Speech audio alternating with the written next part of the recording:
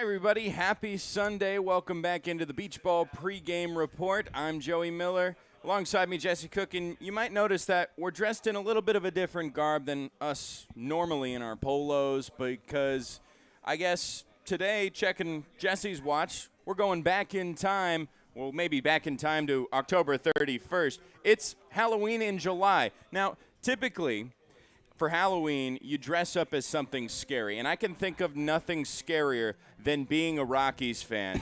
So that is what I went with, and then you, of course, went with the ever terrifying, of course, Marty McFly. I guess being thrown back in time and forward in time is kind of nerve-wracking, but Doc! Well, let's go. What year is it? Let's go back in time to last night. An exciting 8-6 series-clinching victory. Zach Volker got the save. Nathan Hemmerling shoved 10 strikeouts on the day. The first ever coaster to have 10 Ks in a single game. It was quite a back and forth. The Freebirds got it started. Then the Coast got 4 in the second. That was one that they held for a little bit, but then things got into danger in the 7th. That's right. Yuba-Sutter then scored 4 runs, but Long Beach still walks away with the victory. The 20th comeback win on the season. So great for the Regulators to earn another feather in their cap as far as facing adversity in a week where the Oakland Ballers gave them some trouble. Now Yuba-Sutter has, and by the way, Long Beach is still rolling pretty heavily. They have a chance for their 10th consecutive win tonight. Yeah, and not to mention 5-0 to start the second half of the season, and they're going for a series sweep today against the very same Yuba-Sutter Freebirds. And one of the key contributors to that comeback effort was Jackson Bird, who had to come in. There were a couple of mishaps yesterday. Patrick Roche started off the game with a single, left due to an apparent illness, and then Matthew Bardowell unfortunately took a fastball to the dome, and he's on the IL now. We wish for a speedy recovery for him. He is doing all right. I caught up with him after the game, and he said that he's feeling okay. It's just a little shaky whenever you get hit in the head with a pitch, and he's expecting to be back at some point soon, so we're anticipating a speedy recovery. But Easton Jones signed in his place. BYU product gets to reunite with his old teammate Cooper Vest, so that's a lot of fun for those guys. But also, the thing that shocked me about last night's game is Troy Percival's willingness to take a major risk and move the designated hitter into the field. If you're not a big baseball fan yet, you don't know that when you lose the designated hitter, you move the DH into the field, that means that the pitcher has to fill that spot in the order. That's where Jackson Bird comes in. And Jackson Bird was the player of the game last night. Our very own Jesse Cook took the field and chatted with him after the game. Take a listen.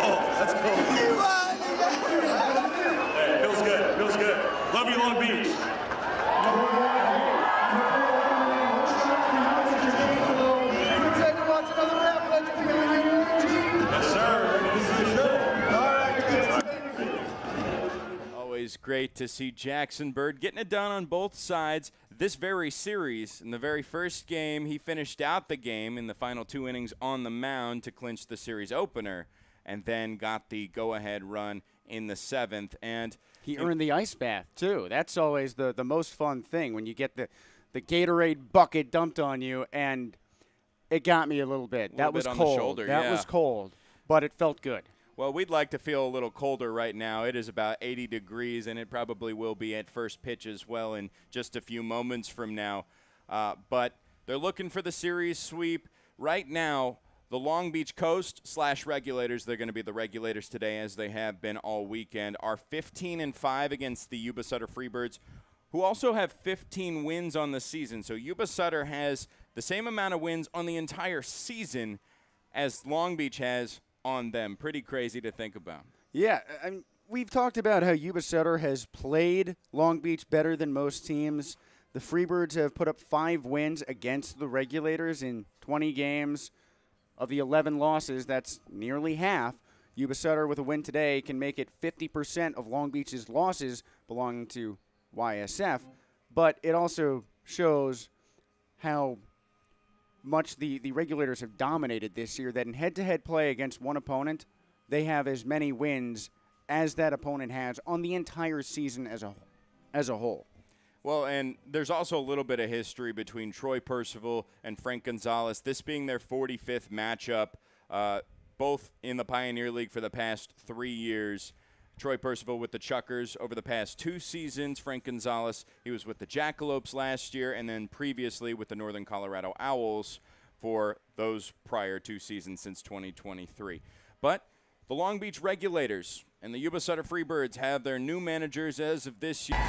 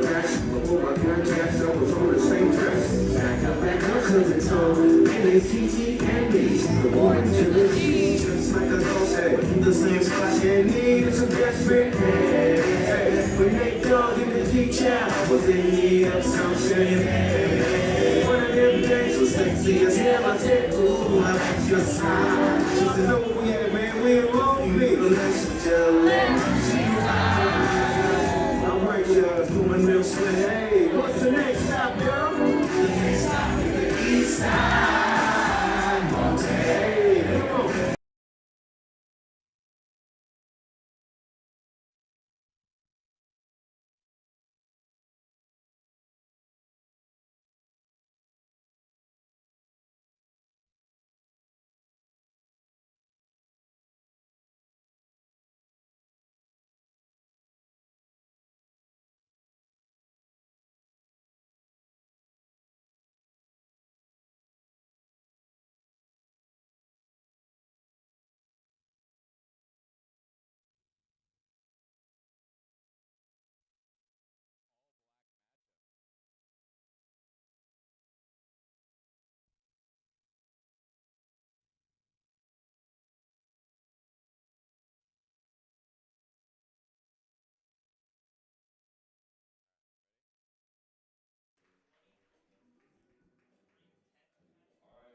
throwing our hands in the air, waving them around like you just don't care. Welcome in. It's Sunday baseball here at Blair Field, and throwing our hands up in the air, potentially seeing the Regulators throwing up some early runs as they did last night in the second. It was the first time in the first homestand of the second half where they got up runs in that one of those first 2 innings. That's right. Long Beach in this past week has done a fair bit of damage in the 3rd inning, but we've been talking about it all series that the Regulators have struggled in the early going. Although they scored 4 runs in the second, they did start behind 2-0, marking the 20th comeback victory for Long Beach this season. Jesse Cook with you next to Joey Miller. Thank you for joining us on a beautiful Sunday afternoon at Blair Field underneath blue skies. It feels like it's 80 degrees. I think it is 80 degrees. Yeah, you got it right. But on the it dot. feels like it's 666 degrees really on Halloween Day.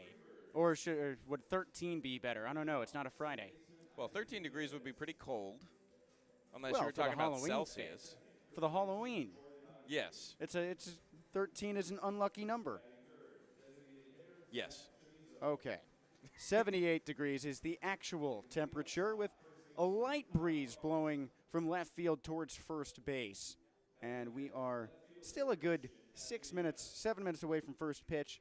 And we're going to watch Matthew O'Brien deal.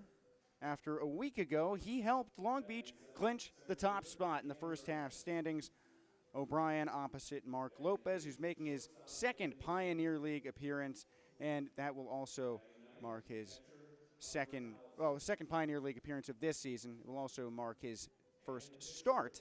Last year he was a Boise Hawk, but it didn't go so well. Lopez had an ERA across 5 appearances that danced up to 20.77. We will bring that number up again later.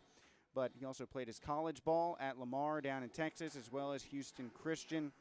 Matthew O'Brien, on the other hand, essentially a local boy, pitching for the UC Riverside Highlanders. O'Brien, a week ago in Modesto, dealt 5 2/3 shutout innings, allowing just 2 hits. He struck out 6. But a week full of fantastic pitching performances sort of overshadows that. Nick Bautista, back on Friday night, struck out 9 batters on the way to a Long Beach win. And yesterday, Joey, Nathan Hemmerling striking out 10, the first member of the Long Beach Regulators to reach double figures. Yeah, you hear that. The front office for the Pioneer League, you're going to have some difficult decisions deciding on potentially choosing one of these 2 for the pitcher of the week, the first pitcher of the week of the second half. There have already been a couple pitchers of the weeks this season for Long Beach in their inaugural campaign, and that was Zach Volker and Jack Martin back-to-back. But since week 4, none have gone to a Long Beach coaster, despite some great performances that we've seen, like Garrett Van Deventer a couple of weeks ago. Actually, really, the last couple of starts for Garrett Van Deventer have been great. But, you know, Matt O'Brien put up a great cause, a great crooked number on the Modesto Roadsters to finish out the first half. Those first 5 innings he worked through were so clean, facing about 19 batters, I believe, and only allowing 4 of them on. So hopefully he can do the same today. And in that game against Modesto, that was an 11 a.m. start on the getaway day. They were up and ready right away. Eddie Pelk sent one out of the stadium on the 3rd pitch of the day, and that was the last time that we saw Long Beach get on the board in the first inning. They did score second these past couple of nights against the Freebirds. And actually, sorry, they scored first 2 nights ago, but it has been a struggle just trying to get run support early for the pitching staff. Matthew O'Brien, he's feeling a little bit confident after getting his first professional win, and now hopefully that confidence carries into today's game.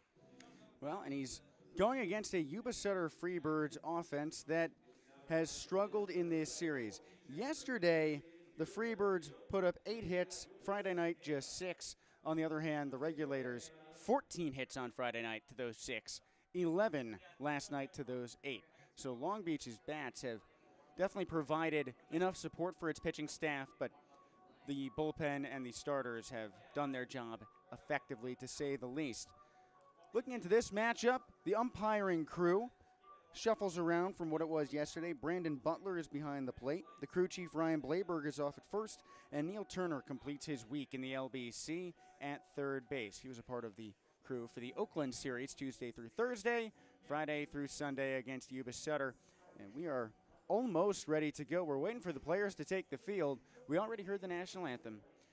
Joey, I am excited for the magical 2 words that introduce us to the ball game. I can't wait for that's always the thing I anticipate most about every game, because you get the young fans who that's probably the only 2 words they know.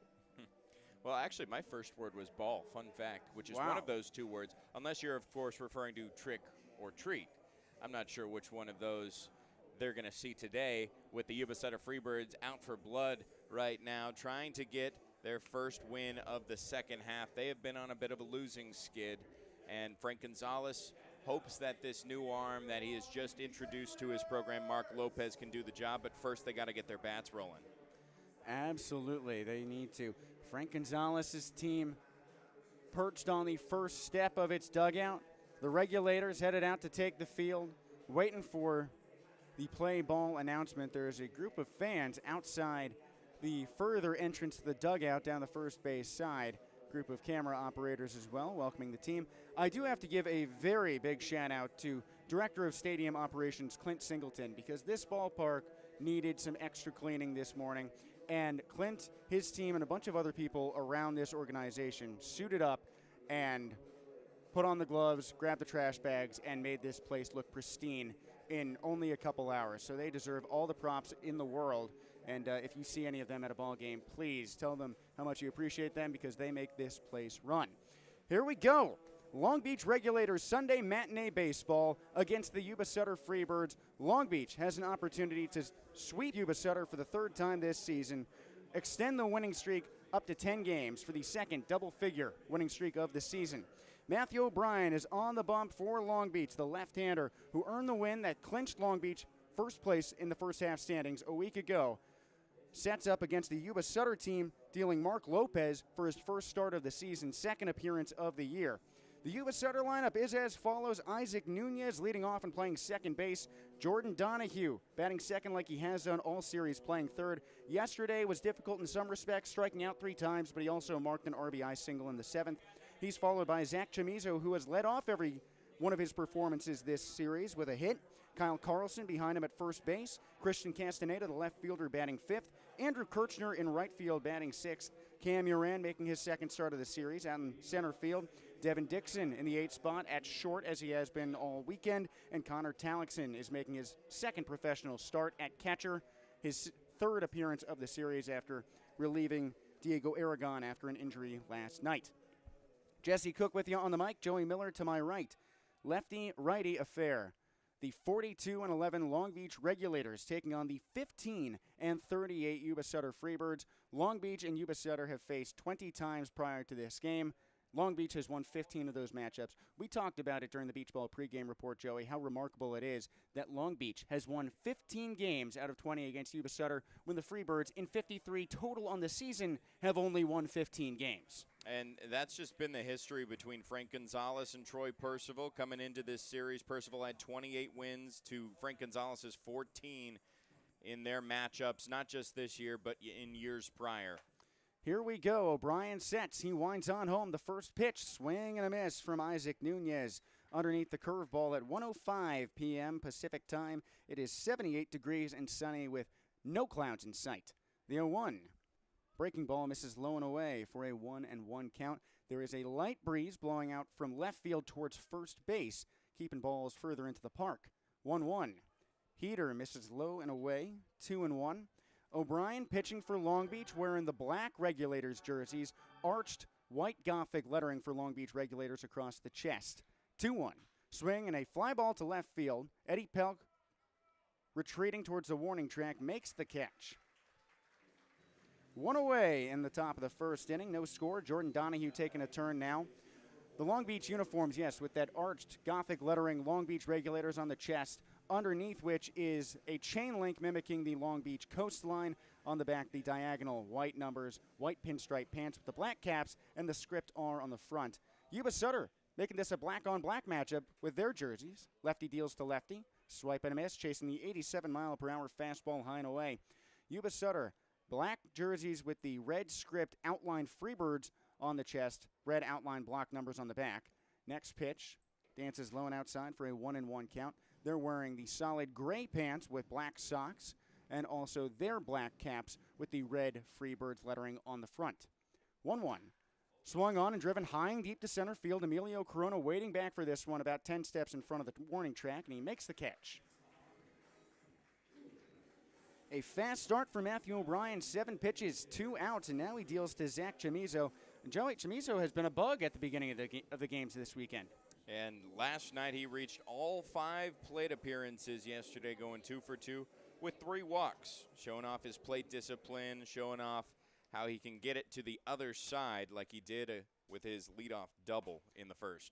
First pitch, a curveball that misses by the eyes for a 1-0 count. And Chamizo on the week as a whole is 3 for 6, also reaching with a single his first time up on Friday.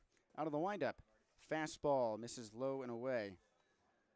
Chamizo also stole a base after putting himself aboard, so he has definitely been a bother for Long Beach in the early going.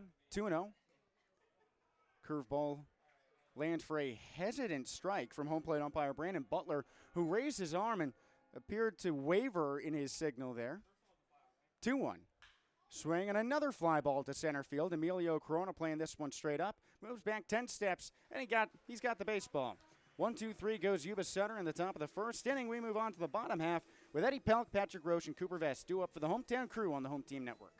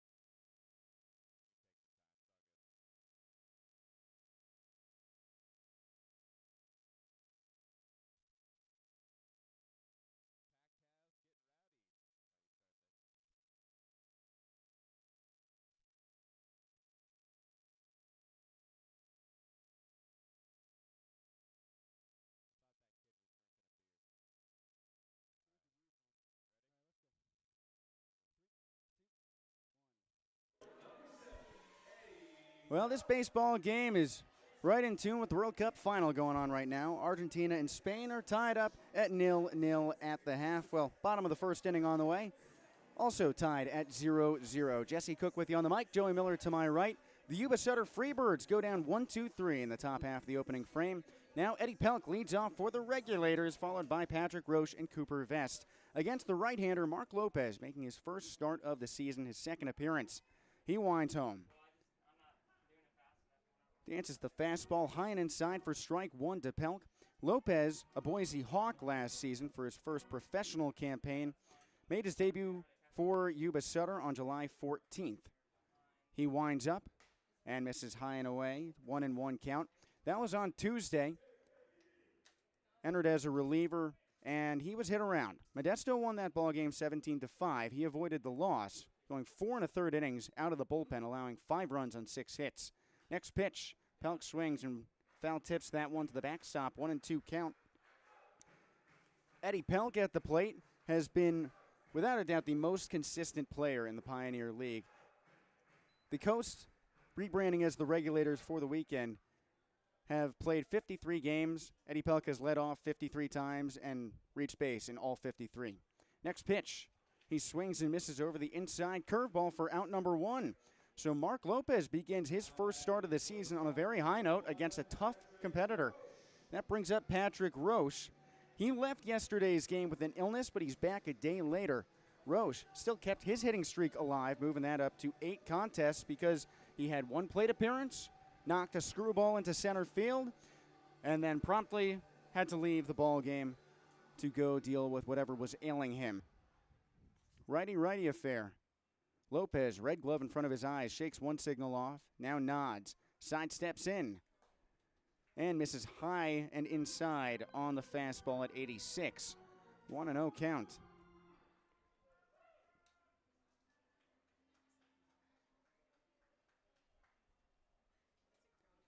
Lopez kicks up high again. Roche watches the slider for a strike. Yuba-Sutter trying to break a trend. Not only have the Freebirds lost 9 straight games, but they are one of 3 teams in the Pioneer League winless so far in the first week of the second half. 1-1. Roche watches another breaking ball, this one just by the Regulators lettering. 2-1 count. And we've really seen 3 different Yuba-Sutter Freebirds. One in June, one that started this month, and now one that's starting the second half. Well, here they go in this first week of the second half. 2-1 pitch. Fastball misses low and away. And the Freebirds are tied up at 0-5 for the last spot in the second half standings with the Oakland Ballers and the Glacier Range Riders, 2 teams that really shined during the first half. Oakland still struggled in the middle of the pack, but they're the defending champions, and they went on a run at the end of the first half, but Long Beach swept them to begin this week. Out of the windup, tap foul to the third base side, and Roche moves the count to full with nobody on, 1 out in the bottom of the first inning. And I'll clarify what I mean by that with the Freebirds. The last stretch where the Freebirds played Long Beach, they won 3 of 6, and that was heading into the holiday weekend that started this month. But since then, they're winless. Yeah, that was their last win, that Wednesday game. Next pitch to Roche. He swings, rocks that one over the shortstop, Devin Dixon, into left field. And in back-to-back games, Patrick Roche has led off with a single. However, this time he's staying in the ball game. Cooper Vest takes a turn now. The left-handed bat, a BYU product, yesterday went 0 for 4, but he extended his on-base streak with an intentional walk his last time up. So he's reached in 23 straight games.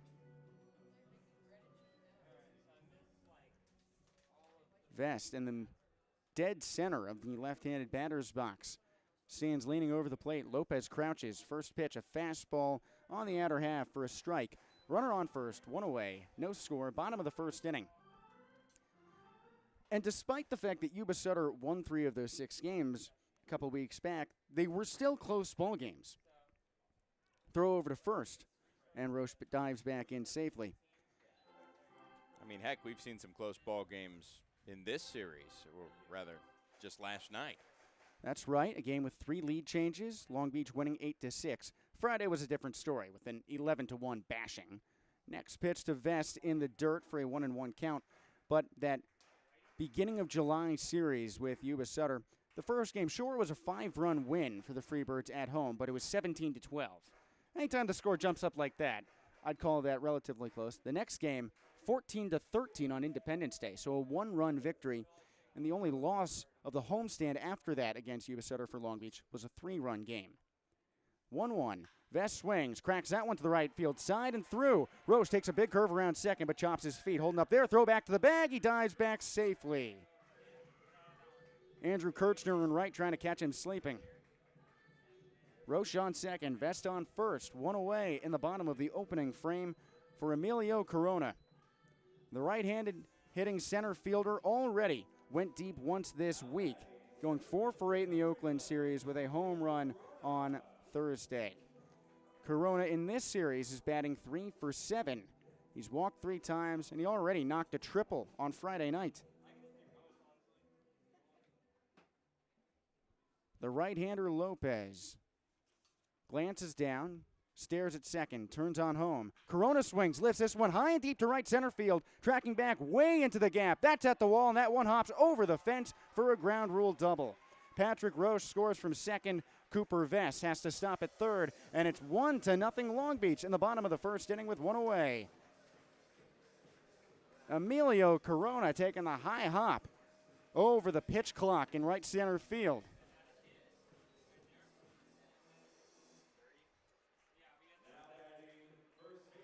That moves him to 8 for 16 on the week, batting .500 over a 6-game span. What a trend for Emilio Corona, knocking his 15th double of the season as well. And not to mention, finally scoring in the first inning for the first time in the second half. Here's Cuba Bess batting on the left side. First pitch, he swings, trying to continue that trend, but he pops it up over the backstop foul. And funny enough, the last time that they did score in the first half, or rather in the first inning, Matthew O'Brien was on the mound just a week ago. That's right. What a game for Long Beach in Modesto to end the first half, clinching first place in the first half standings, assuring home field advantage for the first round of the playoffs. Out of the stretch, Bess watches the fastball by his shoulders for a 1-1 count. Finally, a pitch taken by a Regulators batter. That was 3 straight pitches from Lopez where Long Beach swung the bat. A Cooper Vess single, an Emilio Corona double, and a foul pop from Cuba Bess. Now 1-1. He swings again and fires that one foul to the left side out of play. 1-2 count. Cuba Bess has had a fantastic week in his own right. Of course, most people have. When you've won 9 straight games, it's hard to find any weak spots. But Bess has homered twice this week, including a long ball yesterday going back-to-back with Jacob Jablonski in the second inning. 1-1 pitch. Winds in for a strike at the belt. Rather, the 1-2 pitch winds in for a strike at the belt, and Bess is called out. Second strikeout for Lopez. Runners on second and third, 1-0 Regulators. 2 away in the bottom of the first inning for Jacob Jablonski. He, like Bess, has fired off home runs multiple times over the last week, including one yesterday, which we just talked about. He also homered against Oakland. Jablonski, 7 for 20 on the week. That's a .350 average. Righty pitches, and the left-handed hitting switch hitter takes the fastball high and away for a 1-0 count.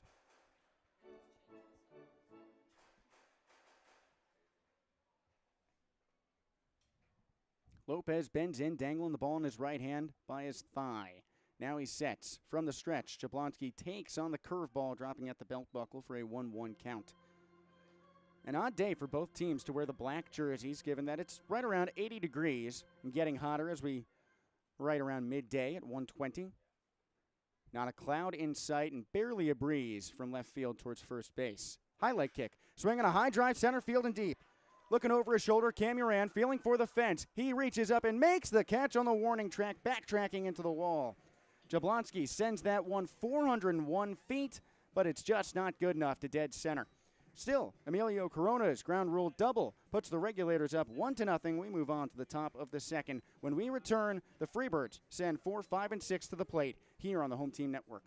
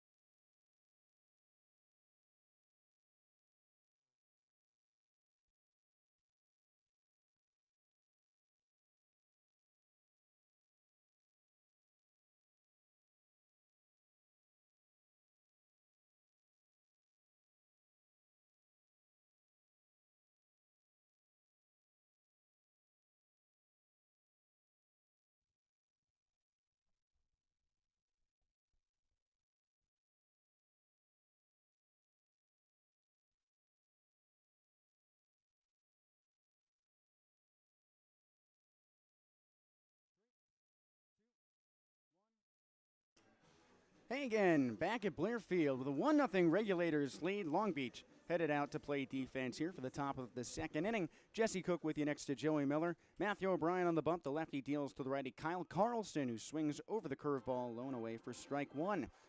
Second inning, that means it's time to play the Cook quiz. And the theme this weekend has been SoCal Major League teams, the Padres, Dodgers, and Angels. 0-1. Carlson watches the fastball for a strike, high and away.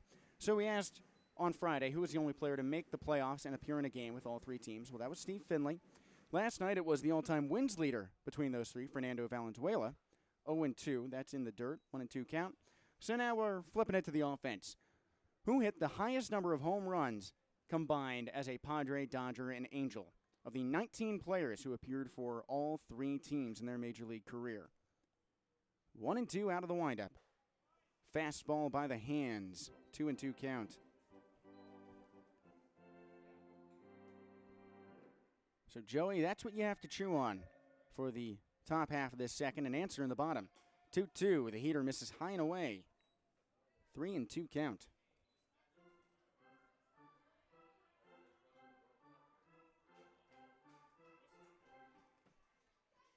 Full count.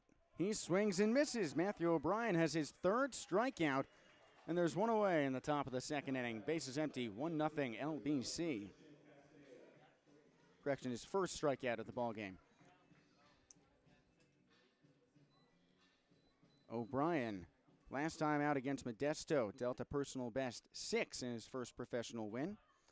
He deals to Christian Castnea, the righty, sends a liner to second where Jacob Jablonski leaps and snares it. A snow cone catch on the early outfield grass. That's 5 up, 5 down for Matthew O'Brien. Number 5. Jacob Jablonski. Oh, my goodness, what a play. Cat-like reflexes. I don't know what he's dressed up for as Halloween. Maybe he's looking like a gold glover right now. Could be. Halloween and July Day at the ballpark. We're seeing some funky costumes here. Andrew Kirchner batting as a lefty. First pitch out of the windup. He watches the curveball for a strike, high and away. We saw one of our friends, Derek Robertson, geared up in a Harry Potter Dementor cloak. I've seen many people dressed up, well, as baseball players. 0-1, swipe and a miss. 0-2 count. In the press box, we have a couple of cowboys and cowgirls. We are looking around the press box, and our director of game presentation, Marty Messer, is Ken Griffey Jr. No, he's Deion Sanders. I offered him my Ken Griffey Jr. jersey because he is a Ken Griffey Jr. lover, but he wanted to complete the Neon Deion primetime look. The 0-2. Fastball misses above the belt. I could have given him my sleeveless Reds Griffey jersey, but he had the backward. He has the Braves hat and the football jersey for primetime. The mesh champion jersey. 1-2, knocked out to short. Gloved over there by Patrick Roche, who throws on to first for out number 3. 6 up, 6 down for Matthew O'Brien as we move on to the bottom of the second inning, and we'll get the answer to the Cook quiz when we return on the Home Team Network.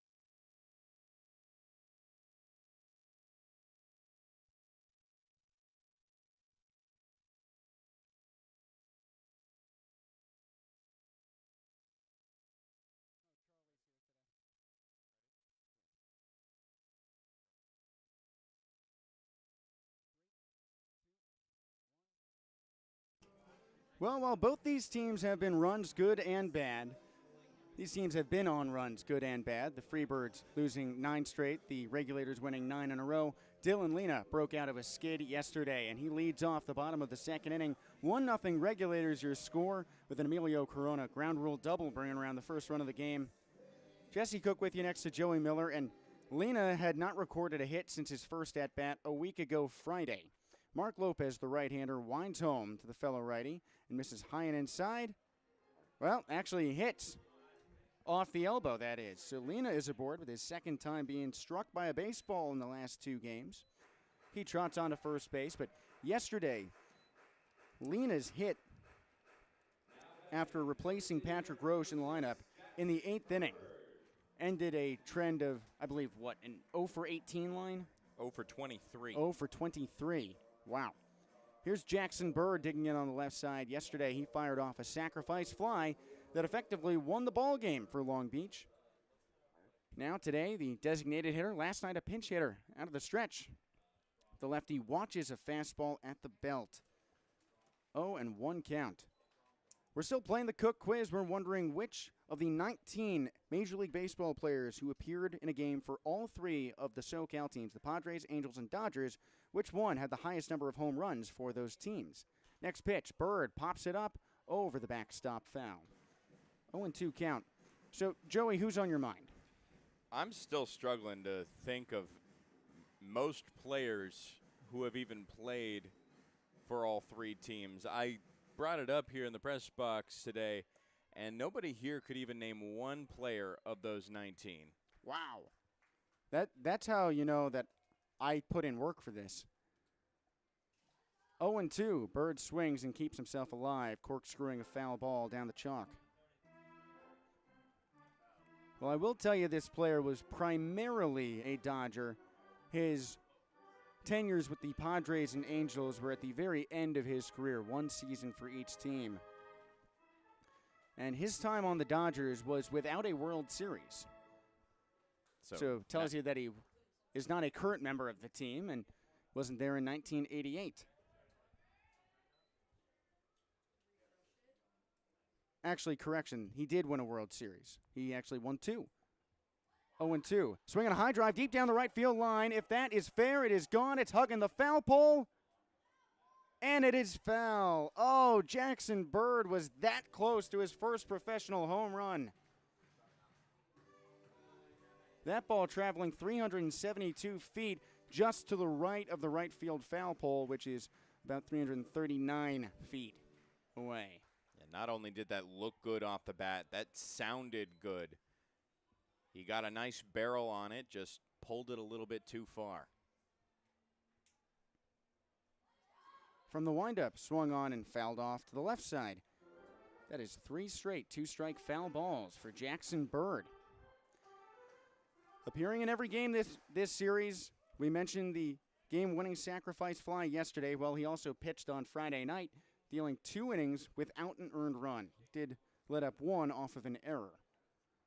But Mr. Everything, player of the game last night, out of the stretch, he swings, drives another one deep to right field. If this is fair, it's gone. It's going back for the foul pole, and again, he is just so close. But that is foul. You think Mark Lopez is going to try something else?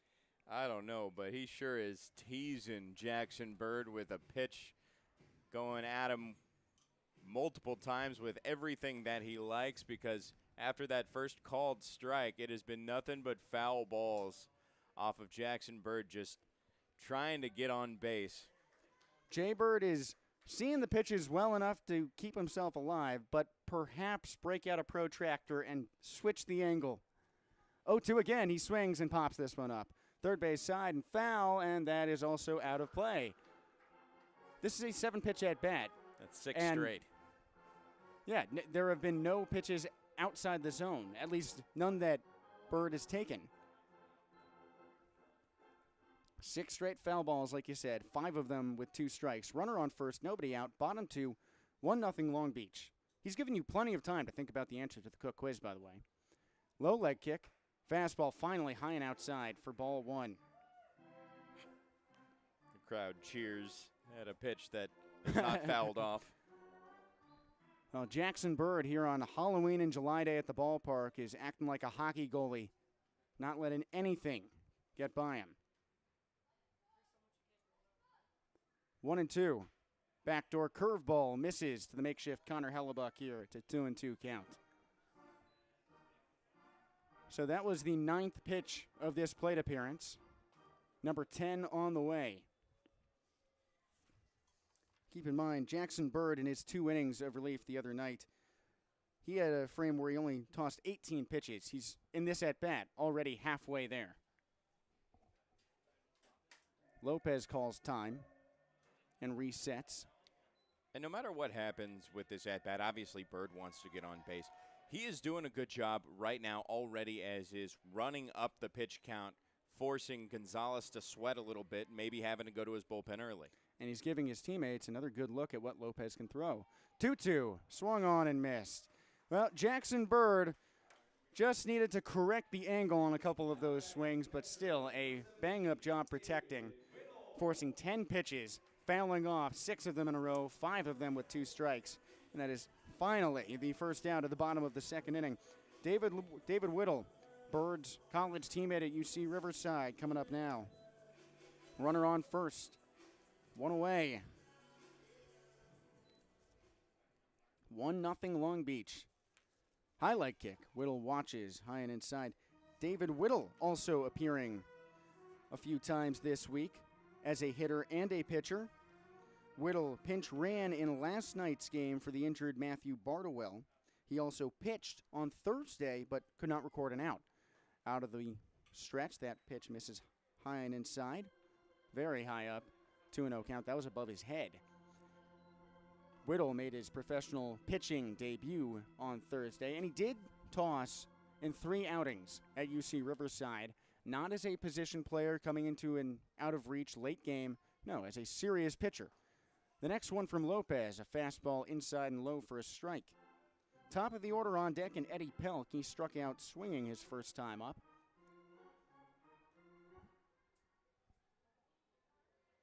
Whittle readying at the back of the righty box. Out of the stretch. Misses high and outside. 3-1 count. There is a new addition that we have not yet talked about to the coast today. We'll touch on the arrival of Easton Jones, who is available to play as a position player later in the game. 3-1, bounced out to second, caught on the hop. Devin Dixon at second turns 2. So we will get the answer to the Cook quiz in the 3rd inning. 1-0 Long Beach as we move on with 7-8-9 due up for a hitless Yuba-Sutter Freebirds, who have not yet recorded a base runner either here on the Home Team Network.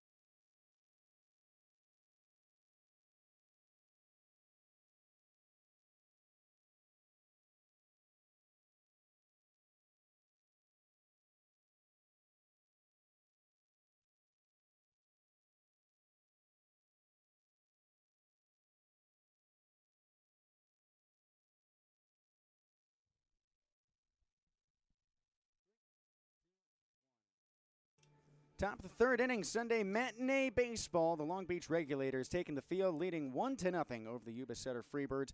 Left-hander Matthew O'Brien searching to continue his streak to begin the game with 6 up, 6 down against a fellow southpaw Cam Uran. First pitch, a curveball that lands at the belt for strike one. We never heard the answer or a guess to the Cook quiz, who had the highest number of home runs as a Dodger, Padre, and Angel combined. 0-1. Uran swings, cracks it to second. Jacob Jablonski fields on a hop, sidearms to first for the out. Joey, what's your guess?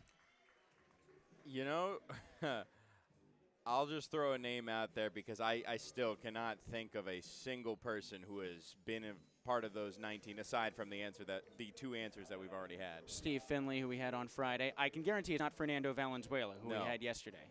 So let's just throw a name out there, Kevin Kuzminoff. It is not Kevin Kuzminoff. I don't believe he played for all three. The answer is Willie Davis, two-time World Series champion with the Dodgers. First pitch out of the windup to the right-handed hitting Devin Dixon. Misses up high on the fastball for a 1-0 count. One away in the top of the third. Bases empty. 1-0 LBC. O'Brien sidesteps and fires, missing low and outside for a 2-0 count. Willie Davis, probably on the radar for the Hall of Pretty Good, I would say. Two-time All-Star, three-time Gold Glover. 2-0. Mistaken, but I believe Willie Davis also played in the Pioneer League. I saw him on the record book. 3-1, lifted to right center field. Emilio Corona tracking in. From right, it's Cooper Vest, who calls everyone off and makes the grab. So O'Brien backed into his second 3-ball count, but escapes the pop out to right field. Now it's the rookie Connor Talixon, who made his professional debut on Friday. Came in as a defensive replacement for the injured Diego Aragon last night on Saturday, and now earns his second professional start here on Sunday. 8 up, 8 down for Matthew O'Brien to begin the ball game. He had struck out one batter in that time. First pitch to the righty, misses downstairs for a 1-0 count. 11 pitches in the first, 11 pitches in the second. That is pitch number 8 of this inning. The 1-0, laced out to short. Fielded on the run by Patrick Roche, who shuffles to first for out number 3. One time through the order without a base runner for the Yuba-Sutter Freebirds. We move on to the bottom of the third inning. Top of the lineup, due up, and Eddie Pelk for the Regulators, ahead 1-0 on the Home Team Network.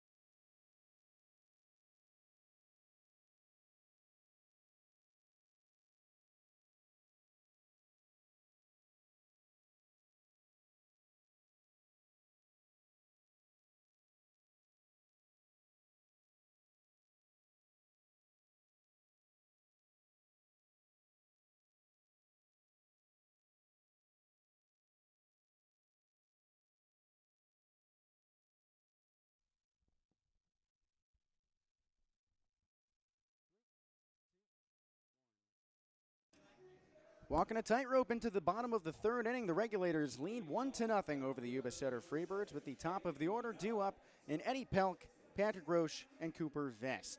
Jesse Cook with you on the mic. Joey Miller to my right. And the right-hander on the bump for his third inning of work and his second appearance of the season for the Freebirds, and first start is Mark Lopez. Righty pitching to a lefty, and 0-for-1 Eddie Pelk. He sidesteps and fires. Fastball missing low and away for a 1-0 count. Nobody has had a better eye in the Pioneer League than Eddie Pelk. Not this season, and perhaps not ever, because he is 11 free passes shy of the record set by Evan Scavato last year of 86. 1-0. Pelk dances back as the fastball misses over his shoelaces for a 2-0 count. He's reached base in all 53 games that the Regulators have played, leading off in every single contest. The season is 96 games long. It took Scavato 96 games to get to 86. This is game 54. There's 42 after this one for Pelk to keep on going. 2-0. That misses up high. 3-0 count. His 75 walks at the moment put him on pace for a just staggering number by the end of the season. Should he keep this pace, he'd finish with right around 136. Not to mention, he's played 20 games against the Yuba-Sutter Freebirds. In 17 of those games, he's recorded a walk. 3-0. Curveball at the belt for a strike. Not quite there yet in this one, but game 21 between these two. The Regulators are 15-5 against the Freebirds, who only have 15 wins in total on the season. Lopez drops the red glove to his belt and whirls home. Misses inside and low on the curveball. Eddie Pelk is 10 walks away from the record. He has reached base now in all 54 contests in the very short history of the Long Beach Regulators. That leads off the bottom of the third inning, 1-0 LBC. Nobody out for Patrick Roche, who spun his way into a single last time up to left field. Roche singling in his lone at-bat yesterday. That makes him 4 for his last 5, dating back to Friday night. The Boston College product shines in at the very back of the righty box in an open stance. Lopez crouches low and sails the fastball way up high for ball 1. Long Beach scored in the first inning. Roche responsible for that run. Emilio Corona responsible for the RBI. A ground rule double hopping over the center field wall. Actually hopping over the pitch clock in right center, which is a good yard taller than the fence itself. Cooper Vest is on deck. He also singled in that first. Corona's due up third. Long Beach searching for its second stretch of at least 10 wins in a row. Out of the stretch, that misses high and inside. 2-0 count. The fastball at 85, running just beneath Roche's eyes, which are currently hidden behind his Viper sunglasses. 2-0. He swings and rallies that one over the backstop. 2-1 count.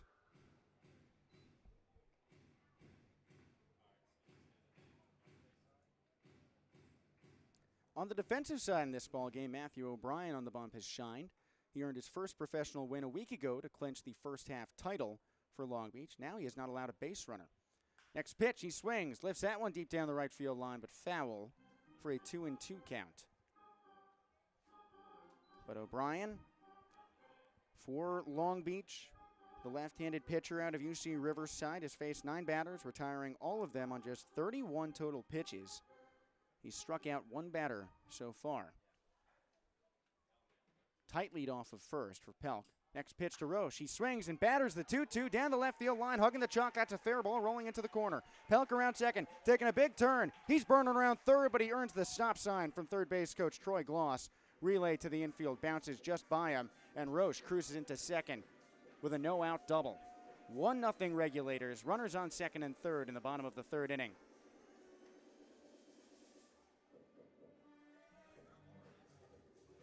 I think Patrick Roche is feeling a little better now. That's right. He left yesterday's game after recording a hit in his first and only time to the plate with an illness, but whatever was ailing him has evidently vanished. Got it out of his system. That's right. Cooper Vest digs in on the left side now with first base open. He's been shifted around defensively this week. Usually the everyday first baseman, but with injuries, he's been pushed out to the outfield and right. First pitch. He watches the slider dance by his thighs for ball 1 inside. Vest, an outfielder for his first 3 years in college at BYU, made the switch to first base in 2023 for summer ball with the Alaska Baseball League's Matsu Miners. 1-0. He cuts and fends that one off to the backstop. 1-1 count. After that, he started swapping between first and outfield for the BYU Cougars, and he did so for the Brewster Whitecaps during his summer in the Cape Cod Collegiate Baseball League. Now in the pros, he's been a first baseman, including last year with the Great Falls Voyagers, off and on. 1-1. He swings, drives that one deep to center field. It's hanging up for Cam Uran. Tagging from third, Eddie Pelk. He makes the catch, hurls back to the infield. Pelk jogs on home, and it's 2-0 Long Beach on the sac fly from Cooper Vest. One away, runner on second, bottom of the third.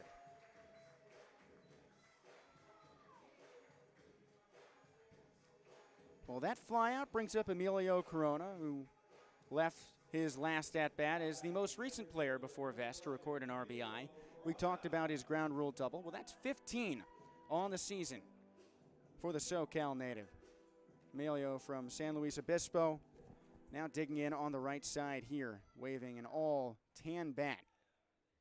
White batting gloves, blending with his ivory arm sleeve. First pitch, he swings and rocks it to straightaway left field, tracking back Christian Castaneda, and he reaches over his shoulder to make the catch on his back foot.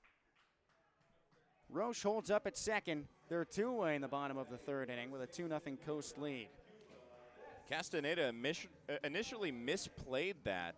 He was set to catch that, thinking that it was coming right to him, and then realized, oh no, he's got to make a way back just a couple of steps. He got there just in time, but I thought that might have gone over his head.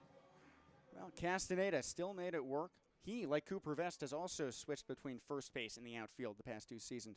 First pitch to the lefty, Cuba Bess, and he sends it a mile deep to right field, out in right center by the pitch clock. That's off the foot of the wall. Patrick Roche scores from second base. Bess trots into second base with a two-out RBI double, and it's 3-0 Long Beach.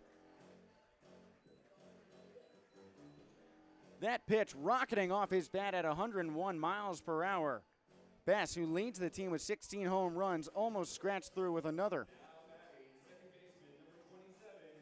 The former Red Sox and Rockies farmhand Bess nearly pulled into his third long ball of the week. And Yuba-Sutter pauses on the field with manager Frank Gonzalez, taking a trip to talk to his pitcher and pointing off to the bullpen in left, the Jared Weaver arm barn. That appears to be it for the starter, Mark Lopez. However, the door out in left field has yet to open. There it goes.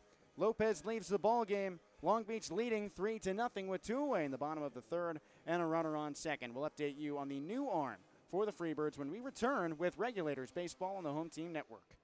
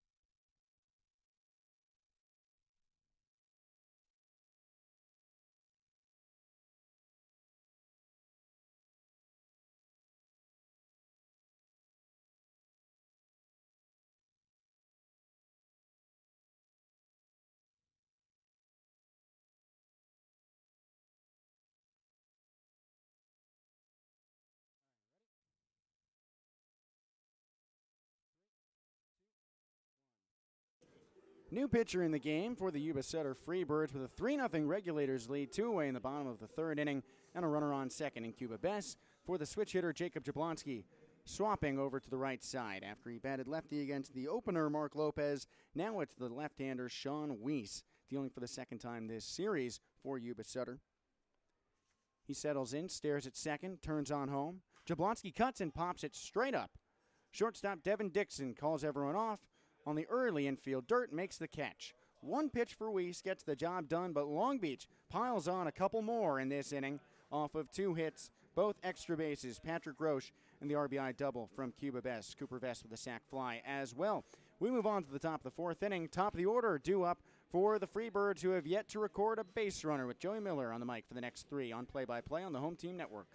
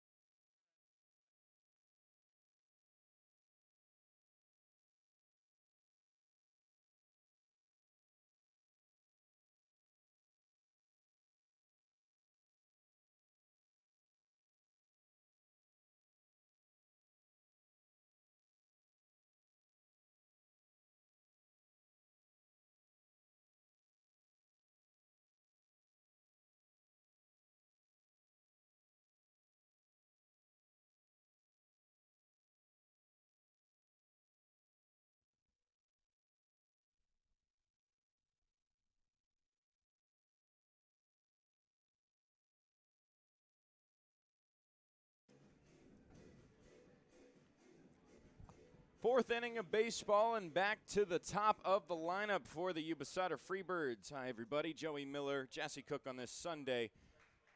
And now it is afternoon. Actually, it has been all afternoon. Isaac Nunez swings at the first pitch. The second time he faces Matthew O'Brien, who has just mowed down his first 9 in a row. Hoping to continue that trend. Next pitch in the air towards left field. Pelk hugging the line. He'll make the grab for out number 1. That's 10 straight for Matthew O'Brien. He's attacking early in these counts. He's only thrown 33 pitches, so that's an average of just about 3 pitches per batter now. 11 pitches in the first, 11 in the second, 9 in the third, his quickest inning. And that's not to say that he hasn't worked his way into long counts. He's had 2 3-ball counts today. Next pitch popped up in the air towards shortstop. Patrick Roche is under it. He'll make the grab for out number 2. That's 3 pitches and 2 outs. Zach Chamizo down to the plate. I didn't even get to introduce the last batter. That was Jordan Donahue. Zach Chamizo, the DH, ended the first on a 3-pitch fly out to center field. Chamizo, who now has 81 at-bats against the Long Beach Coast, has been playing with the Freebirds all season, takes the first pitch outside for ball 1. And in those 81 at-bats, he has himself 26 hits as he fouls the next pitch right to the backstop. A 1-1 count for Chamizo. A utility used everywhere, but we've mostly seen him in the DH or infield role this series, this being his second game as a DH. Curveball misses low and inside. Bryan falls behind in the count.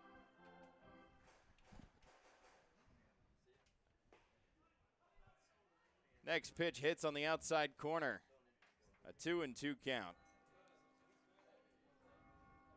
O'Brien back into his rock, and now this one in the air towards left field. Pelk under it.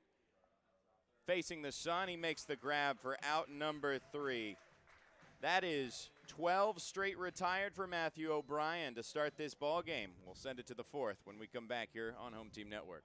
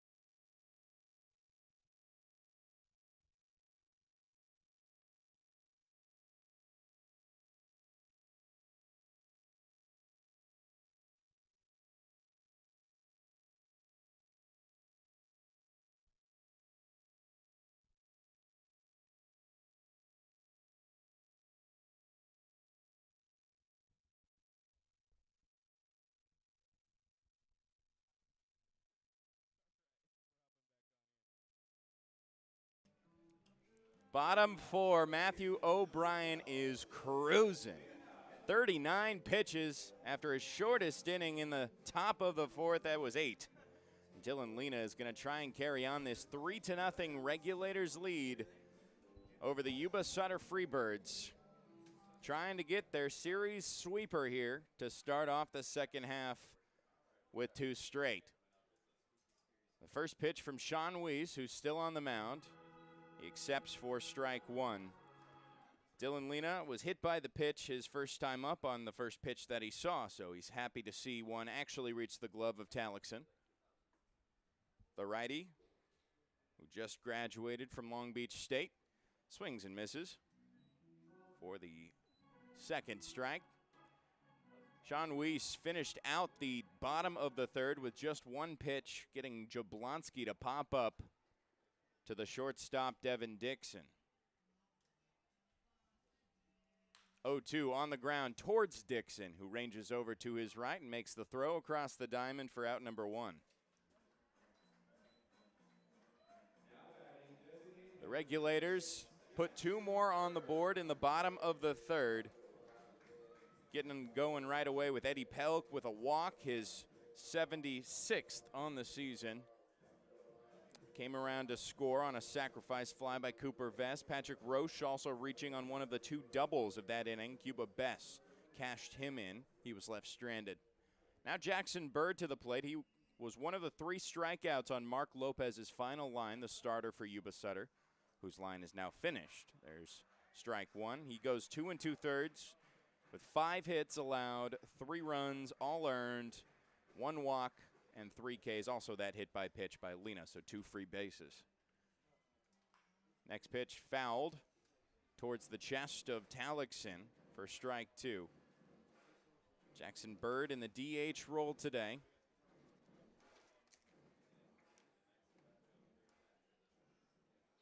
Only his 15th potential at-bat of the season since being signed as a 2-way player. Now this one in the air towards right center. That's going to find a gap. Jackson Bird trucking his way around second. The throw in is going to be a close one, but he makes it in there in plenty of time. Head first slide for a double by Jackson Bird. That is his first professional double and his first professional extra base hit. Really sweet swing there. He dipped down low for the pitch by his knees and didn't try to do anything too rough with it. He just kept himself level and kept the pitch at the same level off the bat. Didn't try to pop it up, didn't try to drive it too high. Saw something low, hit it low. He lined himself a two-bagger. Well, speaking of newbies from UC Riverside, David Whittle now to the plate, pops up in the infield. Devin Dixon looking it into his glove for out number 2. Quick out number 2, and a runner still in scoring position for the Regulators, who lead 3-0. Sean Weiss trying to get the first clean inning here in the 4th with just one more out. The only inning in which that happened was the second, top and bottom, nobody scored. Eddie Pelk led off that rally in the 3rd as he slashes one to the third base side for strike 1. 76 walks, now just 12 away from tying the Pioneer League record. That's all time as well, but it was most recently set by Evan Scavato last year with the Grand Junction Jackalopes. And the Humpback Chubs, I should say. The next pitch is low, but it's going to be challenged by Connor Talixon. And Talixon is going to get a successful one here. So an 0-2 count for Eddie Pelk. Typically somebody who you can trust in terms of knowing if something is a ball or a strike, given the aforementioned 76 walks. But this time, it's Talixon, the rookie, who gets the first successful challenge of the day. Next pitch fouled off third base side. Donahue gives it a look over the fence into the kid zone. Pelk struck out his first at bat, but he did carry on his on-base streak to 54 today.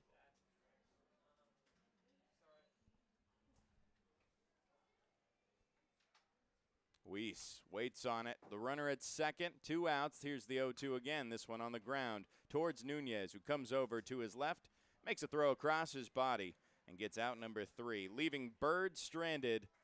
Only one hit, but Weiss escapes damage here in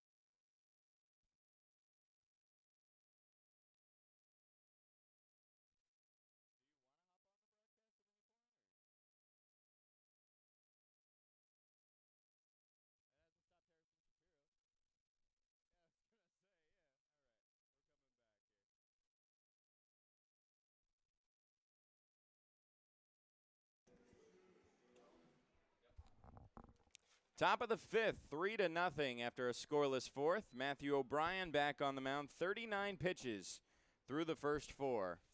Has not allowed a base runner as the first pitch is fouled off to the first base side for strike 1.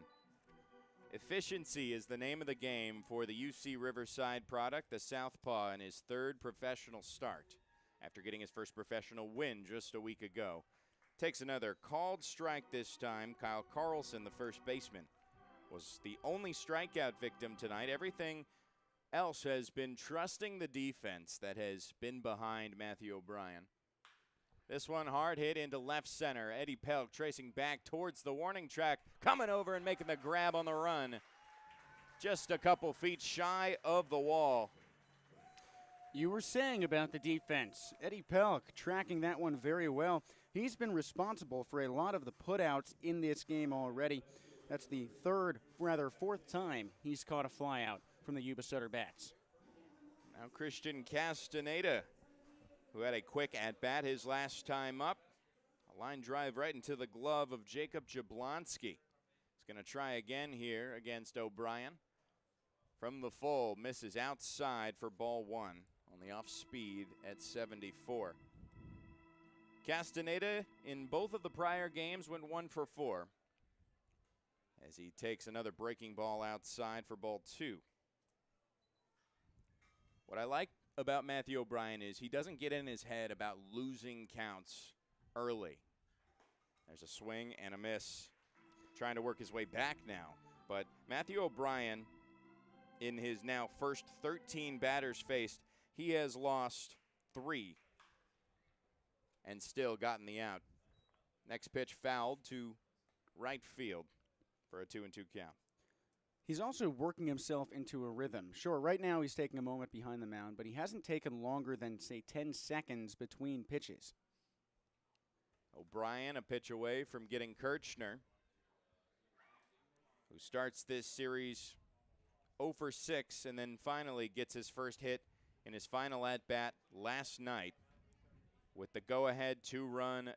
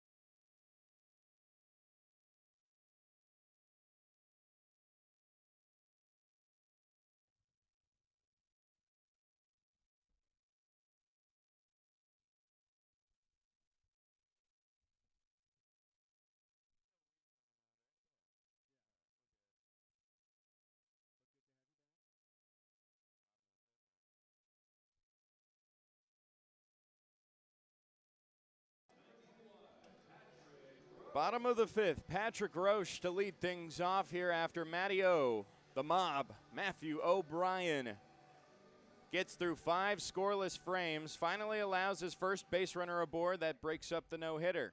But he is still cruising on these Freebirds this Sunday afternoon. First pitch to Roche, popped up first base side, foul for strike one. While the perfect game may no longer be intact for Matthew O'Brien, Patrick Roche has been perfect over his last 3 plate appearances, 2 today with those 3 hits, and again 2 today.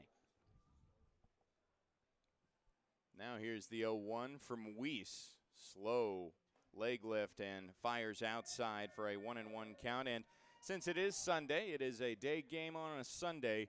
That means it's time for a Miller's Musing. All right, I'm excited. And the theme of today at the ballpark is Halloween in July, so it does tie into that. As the next pitch misses inside for ball 2.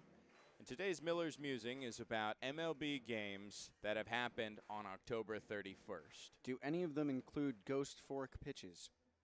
Halloween, gotta have ghosts. I don't know if They're that all is the World case. Series games. They are all World Series games. There is a called strike that Roche is going to challenge. And he's going to like the review of this one. The first challenge for the Regulators is successful. Now both teams 1 for 1. The Red Pocket Mobile Strike Zone Challenge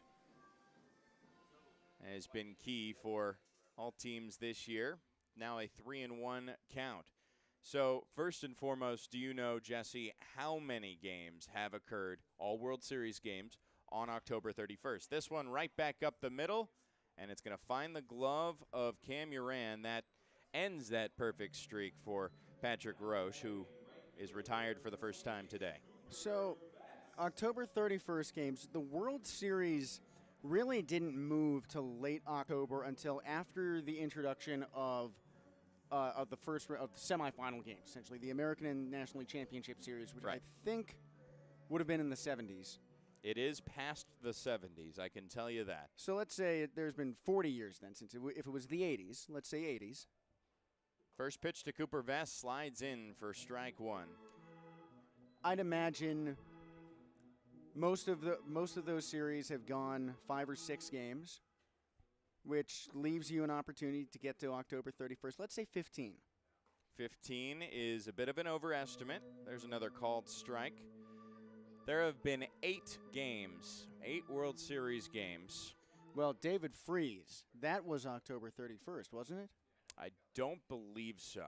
Oh, I was trick-or-treating, but that's because October 31st was a weekday.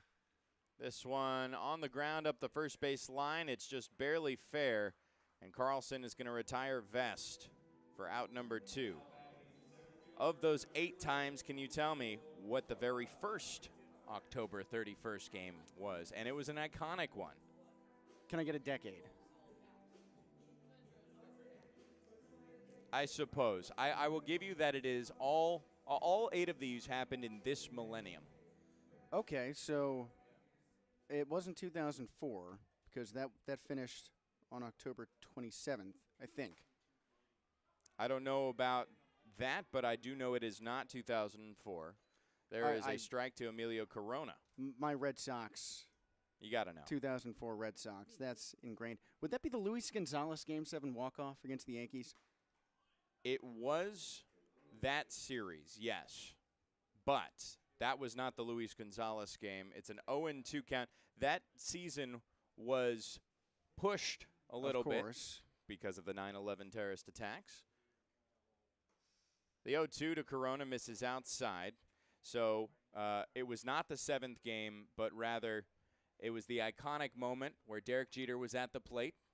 The clock struck midnight, and he had that exciting home run to take that game for the Yankees, becoming Mr. November officially. Would that have been, what, Game 2? No. It would have been Game 3 or 4. I believe it's saying here that it was Game 5. No, sorry, it was Game 4. Game 4. You're okay. right, you're right. That series did go 7, though, right? It did, and Luis Gonzalez won it off of a single up the middle from Mariano Rivera. Not one to give up many postseason hits. 2004 would argue differently. Okay. Bill Miller knocking in the tying run. Dave Roberts in Game 4 of the ALCS. Sure. Mariano Rivera is a legend, but he had some notable gaffes. There were some iconic ones. Now, this one popped up first base side. Still a 2-2 count on Corona, who is 1 for 2 today. I would say some of the most famous hits in postseason history over the last 25 years, actually, over the last couple decades, actually came off of Rivera, and he's why those hits are memorable.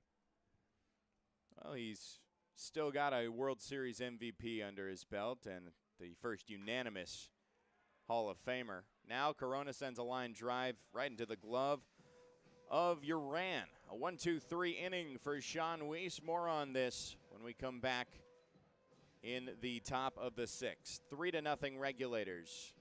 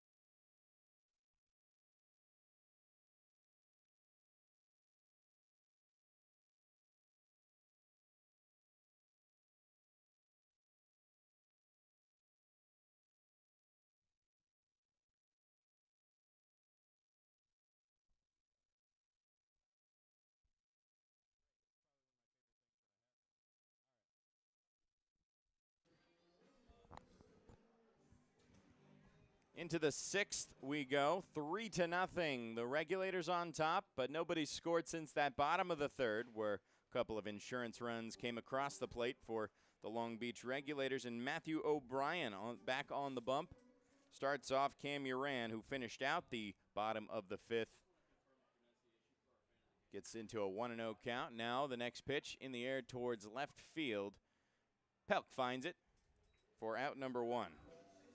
I don't know offhand what the highest number of defensive outs recorded in a game would be for Long Beach, but I think it's 6, and Eddie Pelk is there, at least for outfield putouts.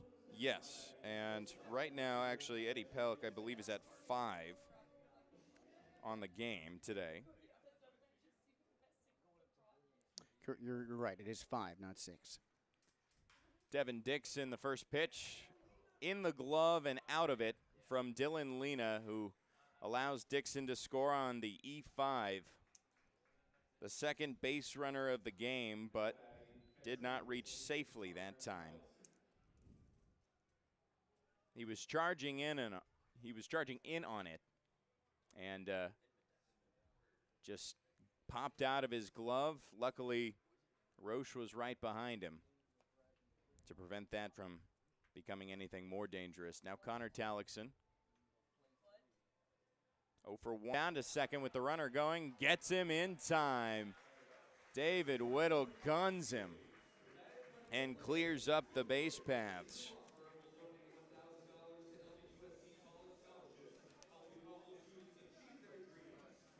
Both UC Riverside products showing out defensively today. This battery crew has been phenomenal. It's a 1-0 count for Connor Tallickson. Pitch misses for ball 2. Yeah, the Freebirds have put 2 men on base, and both of them have been retired in an unconventional out like that. Next pitch, a curveball, misses for ball 3, and Matthew O'Brien has faced the minimum in his first 5 innings of work. He's going to need to help himself out here if he wants to work his way back and do the same in this inning. Gets a called strike that time, 3-1 count. Connor Tallickson made his professional debut on Friday in the starting lineup, and now he reaches base for the first time with a base on balls, the first free base given up by Matthew O'Brien today. The first free base, the Freebirds.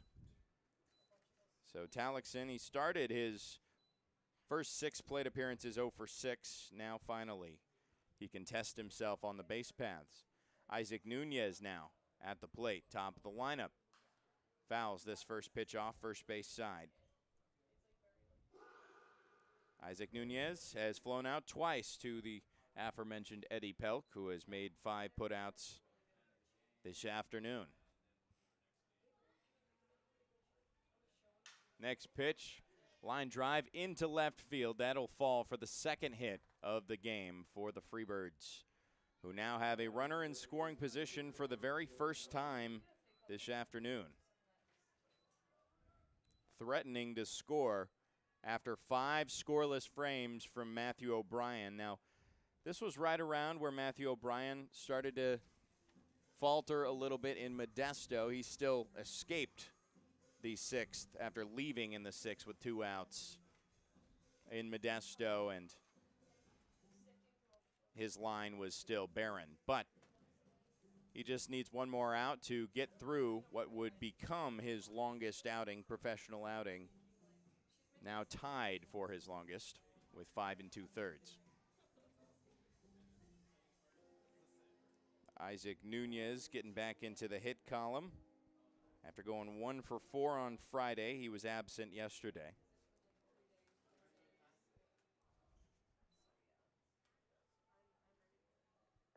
The first pitch to Jordan Donahue bends in for strike 1.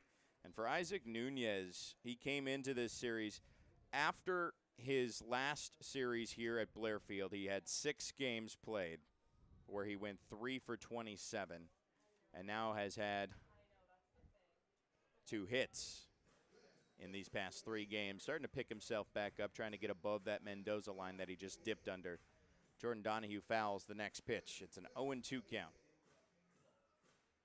Runners at first and second now.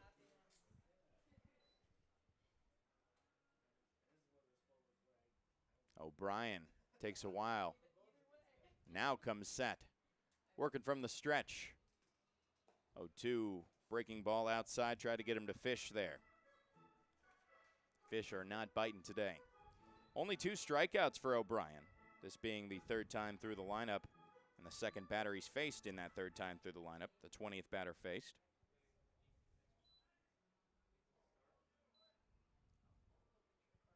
"51 pitches through the first 5 innings. Now this one stretched out a little bit. 1-2 fouled. Home plate, but third base side of home plate.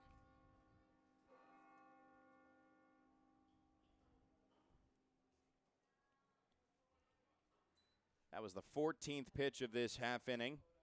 Now his longest inning on the bump. But he can still escape with another 0 with just one more pitch. Here's that 1-2. Soft line drive into right field, and Jacob Jablonski can't make the play. The throw in from Vest is going to be in time.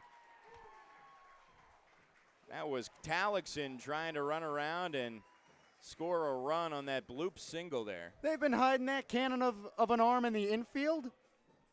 Yes, indeed, but back-to-back singles, 15 pitches for O'Brien, but 6 scoreless. His longest professional outing. And we'll send it to the bottom of said 6th inning. 3-0 Regulators on the Home Team Network.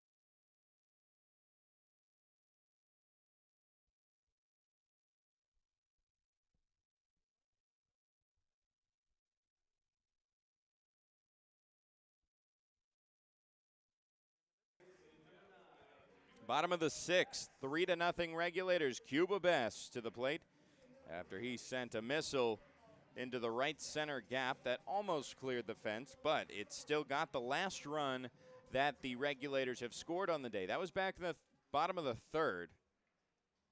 A couple of scoreless frames later. Sean Weiss is looking great after Mark Lopez gives up the first 3. Came in that bottom of the 3rd to finish out that inning, and since then has kept the Regulators scoreless. Starts off Cuba Bess with a ball, and now another one, both on sliders there. Now, I've forgot to go back to the Miller's Musing here because we were mentioning the 8 times that a baseball game, a Major League Baseball game, has been played on Halloween, October 31st. It is Halloween in July here at the ballpark. So we've got 2001 out of the way, Yankees, Diamondbacks. That's a great one. Right, Mr. November. The next one was 8 years later. Another Yankees World game, yeah. Series, yes. Over the Phillies, the Pedro Martinez Phillies. 2-1. Hits the edge of the zone there for strike 2. And what I remember most from that World Series, or rather the player I remember most, is Roy Halladay, a Colorado native, just like Cuba Bess. The late, great Roy Halladay. The 2-2. Baltimore chop towards the second baseman Nunez. Gets it in a couple and gets it over to first. So what game of the series was that? That was game 3 of that series. All right. So were any of the Giants World Series wins? They had to get at least one Halloween game in there, right? They won 3. It was the very next year, 2010, game 4. And I remember that one very specifically, and this is going to be, I want to see how I want to tell this story on the broadcast. So we had these neighbors just in our backyard who threw these fantastic Halloween parties. But myself at the time, I was 11 years old. I could not go to this very adult party. 0-1 count. And I remember, I believe Matt Cain was on the mound that game because I was watching it from my parents' bedroom while also peeking out of the window just to see what was happening across because it looked like such a fun time. Now Jacob Jablonski sends one out into the air towards left field. There it goes. Fly, baby, fly. Jacob Jablonski, back-to-back games with a home run. Making it 4-0, Regulators. 361 for his 15th on the season. Jacob Jablonski on a tear, just one behind Cuba Best now. He had 18 last year with the Chuckers, making his way towards that mark, and Gonzalez, that's going to be it for Sean Weiss. We've got a lot more World Series games to talk about. Why don't we keep it here while they're bringing in the new pitcher, because I want to hear more. Yes, and I also want to mention, just because I was chatting with Owen Duvendeck before the game, the son of Claire Duvendeck, our vice president here, and I was asking him who his favorite player was. He said Jacob Jablonski is one of his favorite players, and I said, do you think he's going to hit a home run today? And he said yes, he's going to be batting from the right side. And Owen knows. Owen just called that one, and I told him I'd give him a shout-out if that happened. So shout-out Owen Duvendeck, the little Nostradamus. 4-year-old Owen calling out 4 baggers. Must be cheering somewhere around these parts. He was dressed up as an LA Galaxy member in a soccer jersey. And, you know, soccer's going on today with the Argentina-Spain World Cup final. Oh, yeah, they were in the 90th minute last time I checked. They're in extra time, 103rd minute, tied up at 0-0. Or 0-all, I should say, in the football terminology. Yes. It looks like it's going to be Corbin Barker on the mound, by the way, to replace Sean Weiss after giving up that big fly to Jacob Jablonski. But Lionel Messi is not pulling his weight. Spain is outshooting Argentina, Joey. Our good friend Charlie Kresser just showed that to us. Joey, do you know how many shots Spain has to Argentina? No. 18-0. Oh, my gosh. That's But, really a one-side-of-the-field type of game, I guess. And you know that Argentina's probably going to end up winning this one just by the sheer sports gods. But speaking of championships, World Series, what's the next one, the fourth one? The on fourth Halloween? one was the 2015 World Series, Kansas City Royals, New York Mets. Royals' first World Series win in 30 years. Yes, and let's see, Tyler Clippard was on the mound that game. Terry Collins turned to Yuris Familia. What game of the series? That was game 4. They Wade swept, Davis. didn't they? I'm not sure if they did. No, it was. Yeah, I'm not sure. You'll have to look that up. I do remember. I should know this. Oh yes, the next night. So it was game 5 that they won it. Dylan Lena fouls the first pitch off from Barker for strike 1. 1 out here in the bottom of the 6th.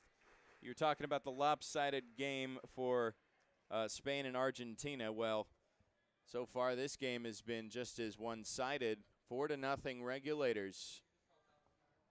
But yes, I do remember from that World Series the Noah Syndergaard pitch that drew Alcides Escobar, I believe, off the plate and caused some controversy right away. Next pitch misses for ball 1. Noah Syndergaard, a dominant presence on the mound for the New York Mets, who fell short of that World Series victory, which would have been their first in 29 years. Next pitch, a breaking ball, misses inside. A 2-1 count on Lena, who's 0 for 1 with a hit by pitch today. So after 2015, would the next one have been 2017, that great series with the Dodgers and Astros? Oh, yeah, and I'm sure a lot of Dodgers fans in the press box remember that one well. 3-1 count as the next pitch misses outside. Of course, it was a little bit of a controversial World Series. The Astros accused of cheating. But that was Game 6. Astros got their first World Series. There's a called strike 2. A full count for Corbin Barker on Dylan Lena. Game 6, did that go to extra innings? That was a good game, as I recall. This one on the ground and off the glove of Donahue. It's going to be an error to allow Dylan Lena aboard for the second time today. But the first time was safe. The second time, technically not. It's going to be an offer in his book. So 2017, that great 7-game series. I don't think the Red Sox and Dodgers the next year would have made it to Halloween. Yeah. Well, the next one was actually a few more World Series away. And that was another Astros World Series, but they did not win that one. Our in-game director of presentation, Marty Messer, remembers that one. The Atlanta Braves in 2021. Game 5 of that World Series. A 1-0 count on Jackson Bird now with a runner at first. 1 out in the bottom of the 6th. Next pitch misses below the knees for ball 2. Was that the game with the Soler blast? The Soler flare? I don't believe that was the game. They clinched the title on November 2nd, a couple days after Game 5. I believe Houston might have won that game, actually. There's a swing and a miss. That's why it's so spooky. And that was, Soler won the World Series MVP that year, and I believe that was right after Freeman left the Dodgers, or was he with? That was his last year as a Brave. Breaking ball in the zone for strike 2. Remember, he was at first base. He caught the final out Right. and then dropped down to a knee with his hands in the air, celebrating. Right, that's why I was second-guessing myself. And I know it's been a topic in the press box of, is Freddie Freeman a Dodger now, more of a Dodger than he is a Brave? You know, talking about his potential entrance into Cooperstown now that he's at the back end of his career. Next pitch, a check swing. They defer down, and he did not go around, says Neil Turner. So would 2022 have been another one? Because I can't imagine 2023, that 5-game series, got to Halloween. Nope, it was 2023. Wow. Game 4, Texas Rangers, Arizona Diamondbacks. Where the Rangers rocked the Diamondbacks on Halloween. 11-7. The foul tip into the glove. Jackson Bird stays alive at 3-2. Back-to-back 3-2 counts for Corbin Barker, who has since made his entrance into this game after Sean Weiss finishes the last 2 2/3. Can't get through this 6th after giving up a home run to Jacob Jablonski, making this a 4-0 ball game. But that brings us to, well, process of elimination.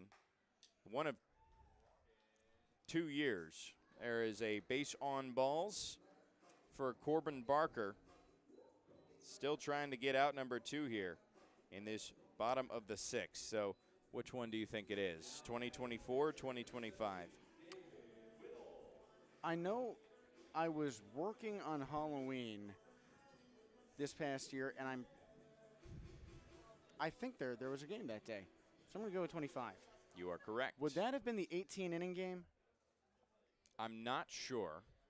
That might need to be looked up. But it was the recent World Series between the Dodgers and the Blue Jays, where the Dodgers would eventually go on to get back-to-back World Series. Well, what game of the series was it? Because I think Game 3 was the Freddie Freeman walk-off in the 18th. The article ends here.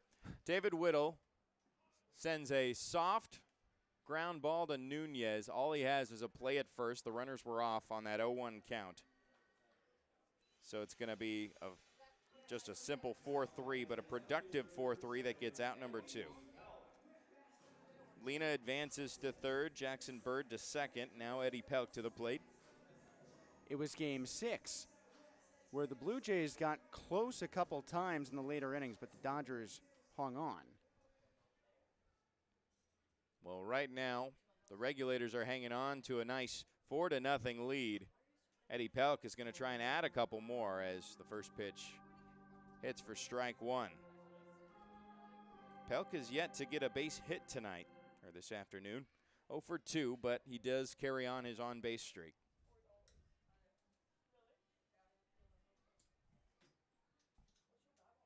Barker waits and fires the next pitch outside for a ball one. But yeah, Dodgers right now seem to be. Actually, I haven't checked in on the Dodgers lately. I don't know if they're likely. Atop the NL West, I believe. Okay, so they'll make a run at it for 3 in a row. This one popped in the air towards center field. Cam Uran grabs it for out number 3, leaving 2 in scoring position. But Jacob Jablonski, courtesy of Owen Duvendek, gets an extra run on the board, his 15th on the year. And the final 3 innings due up. Matthew O'Brien will be back on the bump, and Jesse Cook will be back on the mic to finish out this series. We'll be right back.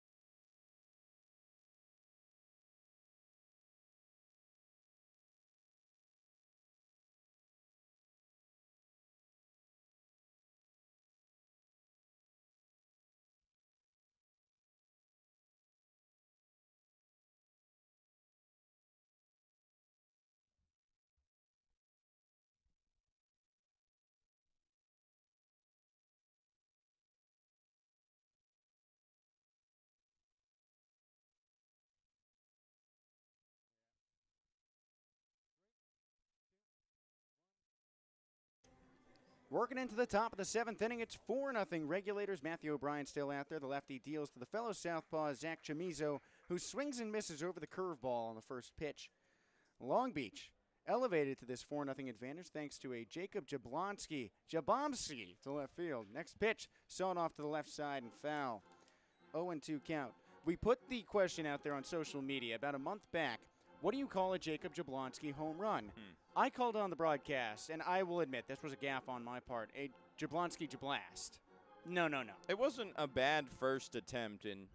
But the others were better. A Jablonski or a Jabomski. And the second baseman has decided himself it's a Jabomski. 0-2, misses low and outside. And we have to give courtesy to Chad Martin, wherever he is in the press box. One of the analytics interns. The creator of the Jabomski. Next pitch in the dirt. It's a 2-2 count. Got a populated press box and a happening ballpark here today for a Sunday matinee. The sun directly overhead. 2-2. Swinging a dribbler to first. Diving on it. Cuba Best pounces up the line. Underhands to O'Brien, covering the base for the out. Well, stellar defense has been the name of the game for Long Beach in this one.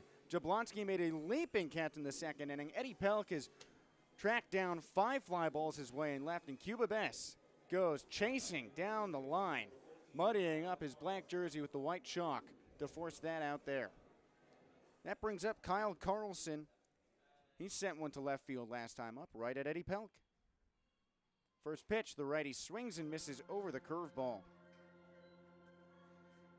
That's the 6th pitch of this inning. Matthew O'Brien has kept his pitch count low. Last frame was his longest with 15 tosses. 0-1. Curveball sails high and away. 1-1 count.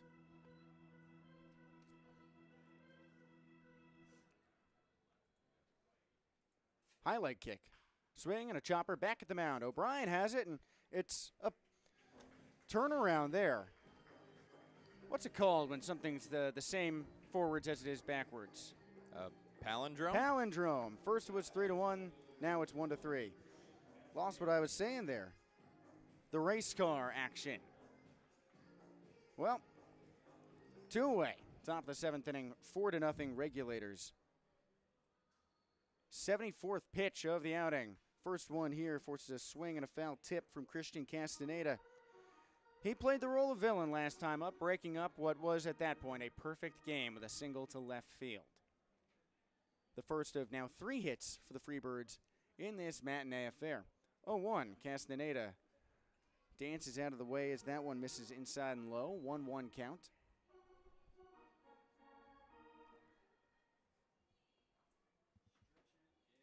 O'Brien turns on home and kicks that curveball into the dirt. 2-1 count.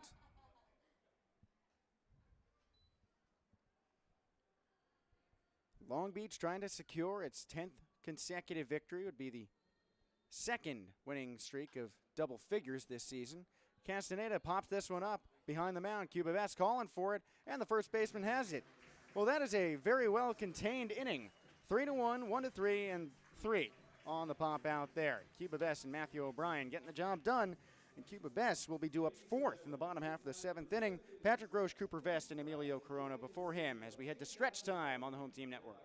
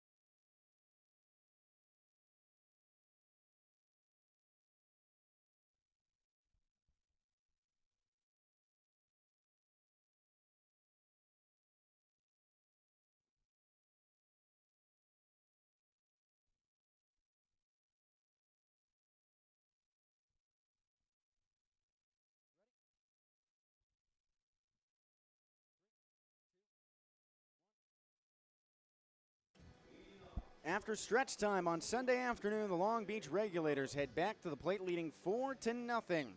Still Corbin Barker on the bump for the Yuba-Sutter Freebirds.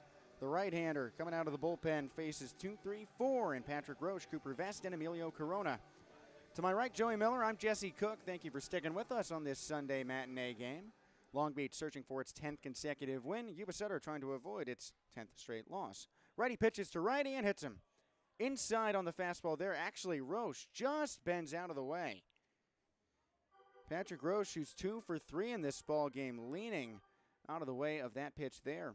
Single in the first, a double in the third.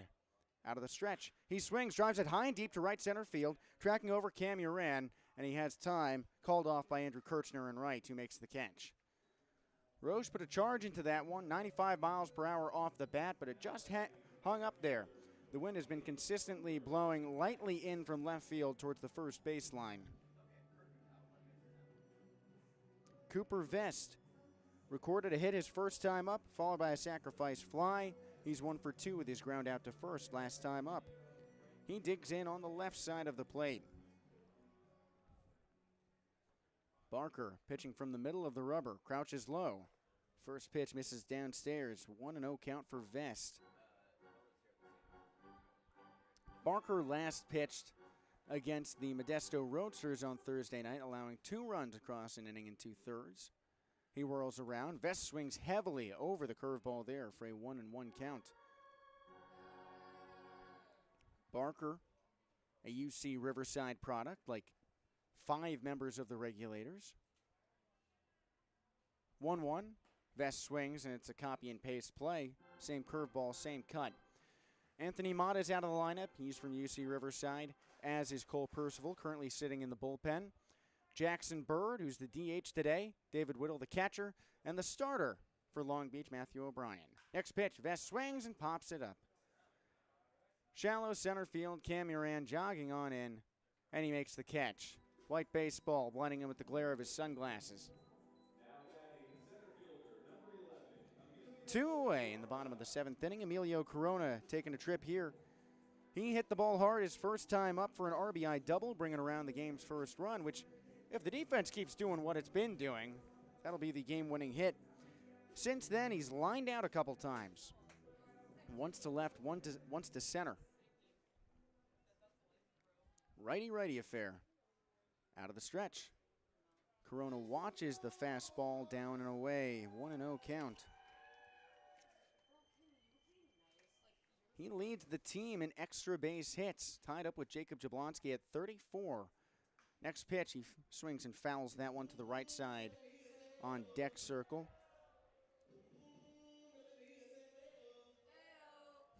Corona needs to pick up the pace in the home run department. He's fallen to 3rd. Behind Jacob Jablonski, who homered today, Cuba Bess up at 16. The 1-1, he checks his swing, but it's called a strike anyway, low and away. Corona with 14 home runs, Jablonski now with 15 after knocking one out of the park in the last frame. Cuba Bess has 3 dingers this week to elevate him into first place. He's waiting on deck. The 1-2, Corona swings and misses. So we'll see Bess in the bottom of the 8th inning. We're going to take a break before we head to the top half of the 8th. Still 4-0 Regulators on the Home Team Network.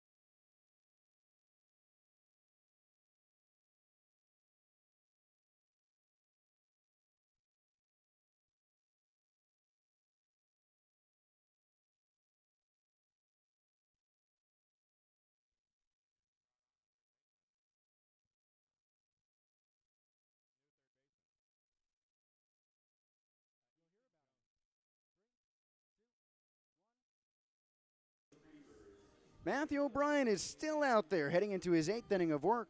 Top of the 8th on the way, 4-0 Long Beach. O'Brien trying to work to his 2nd professional win, 2nd consecutive start with a win as well. The lefty first pitching to Andrew Kirchner, fellow southpaw, and the initial pitch is a curveball that lands high and outside for ball 1. There is a defensive change and a new face out on the field. Easton Jones replacing Dylan Lena at 3rd. 1-0. That pitch misses in the dirt, 2-0 count. And I say a new face because he hopped out of his Uber half an hour ago. Easton Jones, a college teammate at BYU of Cooper Vest, who's out in right field, signed this morning landed at 11:38 and cleared his physical not too long ago. 2-0 floats in for a strike at the belt for a 2-1 count. Jones, a native to Orem, Utah, just basically across the street from Provo where he played his college ball. Not to be confused with a different Beehive State pitcher by the same name. 2-1, swing and a miss at a curveball up high, 2-2 count. And I actually saw the University of Utah pitcher Easton Jones face off with the BYU hitter Easton Jones. And you mentioned Orem, home of a former Pioneer League team. 2-2 pitch freezes him for strike 3. Matthew O'Brien cruising, but believe it or not, it's only his third strikeout of the ball game. O'Brien, with his longest professional outing, has gone 7 1/3, only allowing 3 hits, and to this point, no runs. But you're right, yes, the Orem Owls formerly inhabited the Utah Valley University field before moving off to Fort Collins in northern Colorado in this league. The first pitch, a breaking ball down below the knees to Cam Uran, 1-0 count. The Owls, like the 2 other Colorado-based teams, folding after last season. O'Brien's 1-0. Slider in there for a strike, 1-1 count to Uran, who's 0 for 2. Only to clarify, because Fort Collins is its own community, it was actually in Windsor. They're very different. 1-1 misses low and outside. It's a 2-1 count. But they are very close, so I understand. Much like the relationship between Orem and Provo. 2-1. Swung on, lifted shallow left center field. Eddie Pelk chasing in. That one lands in front of him for a knock. Uran takes a big curve around first, but holds up. Yuba-Sutter's 4th hit of the ball game. O'Brien still hanging out there. There is movement in the previously statuesque Long Beach bullpen. And here comes a mound visit and a point to the Jared Weaver bullpen. Steven Ordorica is headed for the door. Matthew O'Brien finishes out 7 1/3 innings, and he's well on the way to his 2nd professional win if Ordorica and the rest of the bullpen can hold up strong for him. He deserves all the props. O'Brien waiting for Ordorica and for a round of applause as he exits the ballgame. 4-0 Coast. We'll take a pause in the top of the 8th inning on the Home Team Network.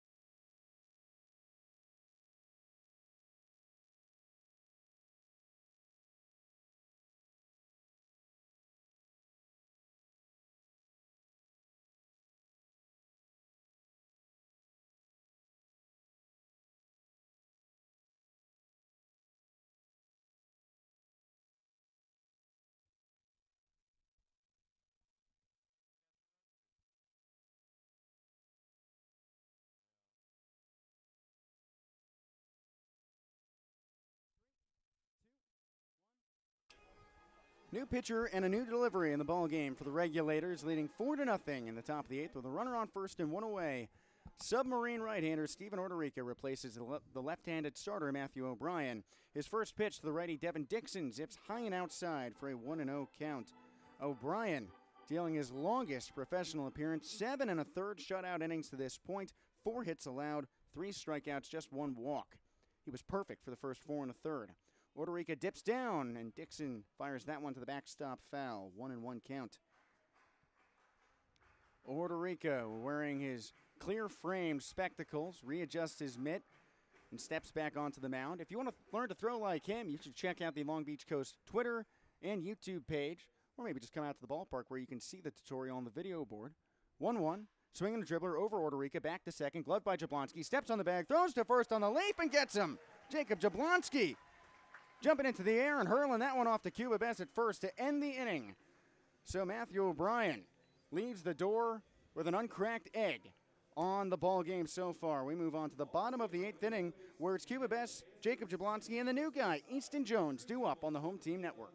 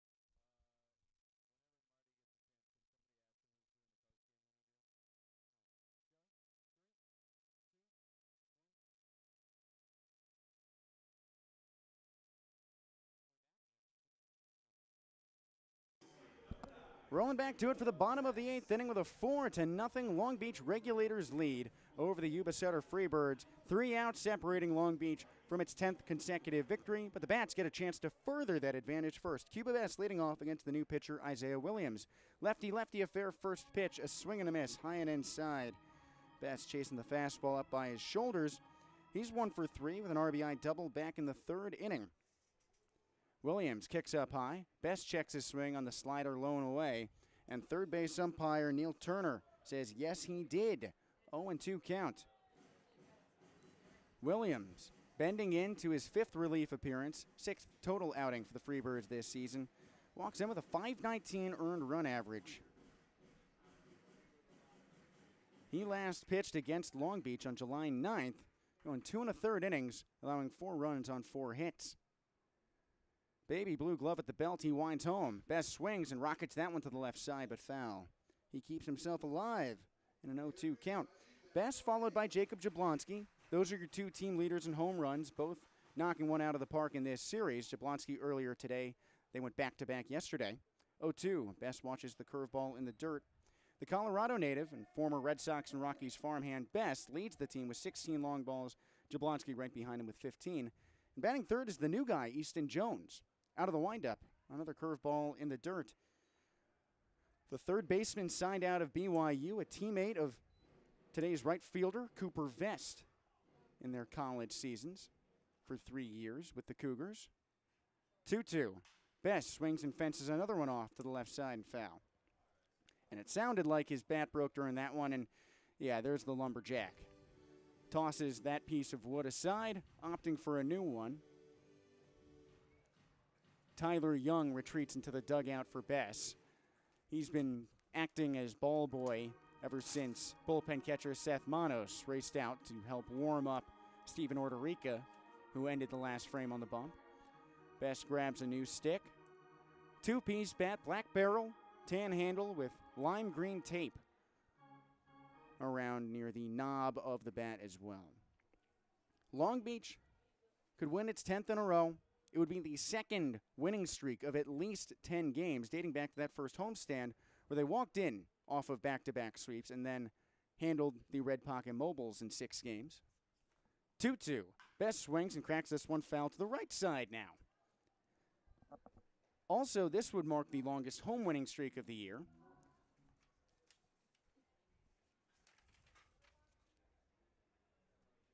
Currently, this is a home winning streak of 6 games. This would be 7th, tying the team best. Next pitch, lifted to the left side, and you guessed it, foul again. This one out of play. That's 4 2-strike foul balls for Yuba-Sutter. 9th pitch of the plate appearance coming up here.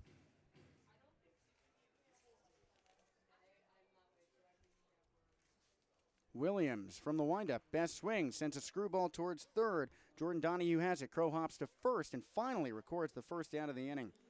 Took 9 pitches to fight through Yuba-Sutter. Still a 4-0 Long Beach in the bottom of the 8th inning with the bases empty for Jacob Jablonski. His home run is only hit today. He's 1 for 3.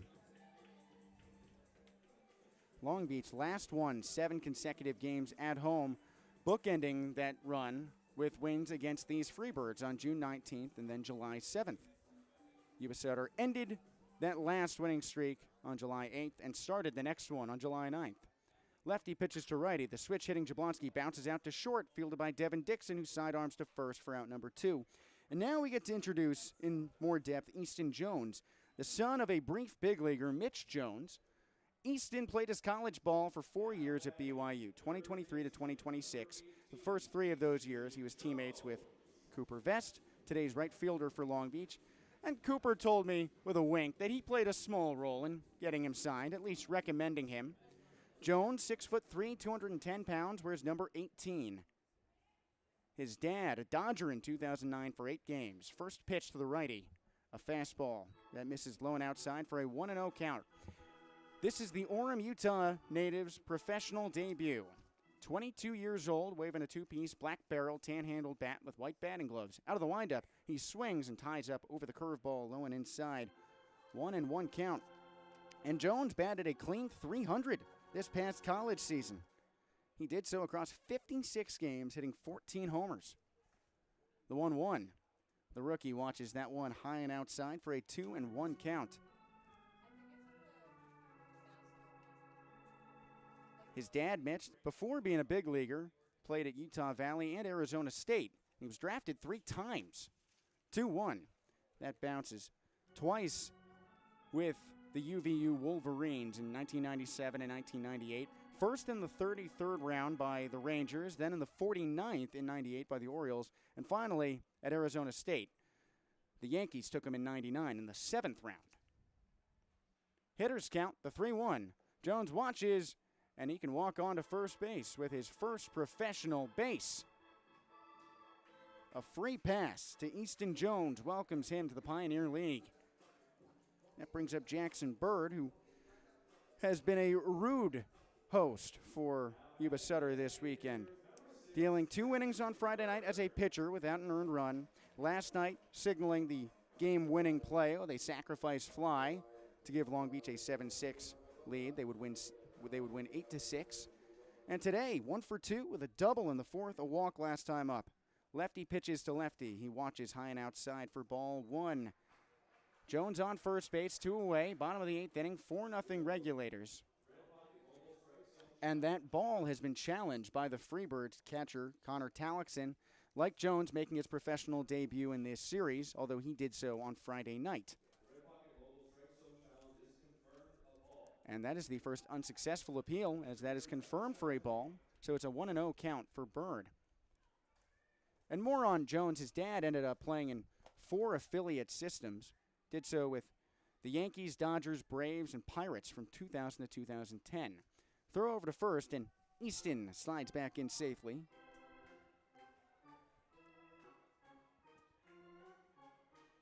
Easton hopped out of his Uber about 45 minutes ago, cleared his physical, and all in the span of an hour made his way into the lineup. 1-0. That misses low and away. Talixon 360ing to glove that one. So Easton Jones has had a whirlwind of a day, landing at 11:38, already penciled in as a reserve for this game, and then getting here clearing his physical, replacing Dylan Lena in the field defensively to find his first pro reps. 2-0 high leg kick. Bird swings and fends that one off to the backstop. 2-1 count. I have some news to break. Spain has just won the World Cup, 1-0. Right. Yeah, a goal in extra time. Lamine Yamal defeating his predecessor, Lionel Messi. That's right. Very tight game where Spain outshot Argentina throughout. Next pitch, a strike on the outer half, 2-2 count. We saw that at one point it was 18-0 shots advantage for the Spaniards. Well, Long Beach has had the hits advantage in every game this series. Not quite that drastic, but so far 7-4 across this Sunday game. 4-0 Regulators. Bottom of the eighth, runner on first, 2 away. The lefty Isaiah Williams dealing to the lefty Jackson Bird. There goes Jones for second. Bird swings and corkscrews that one down the third base line, hugging the chalk, and it just glances foul at the last moment. Well, Isaiah Williams has had a very difficult inning. He has handled himself well, recording outs to the first 2 batters, but Cuba Bess kept him engaged for 4 two-strike foul balls. Easton Jones earns a walk in his first professional plate appearance, and here's Jackson Bird keeping himself afloat.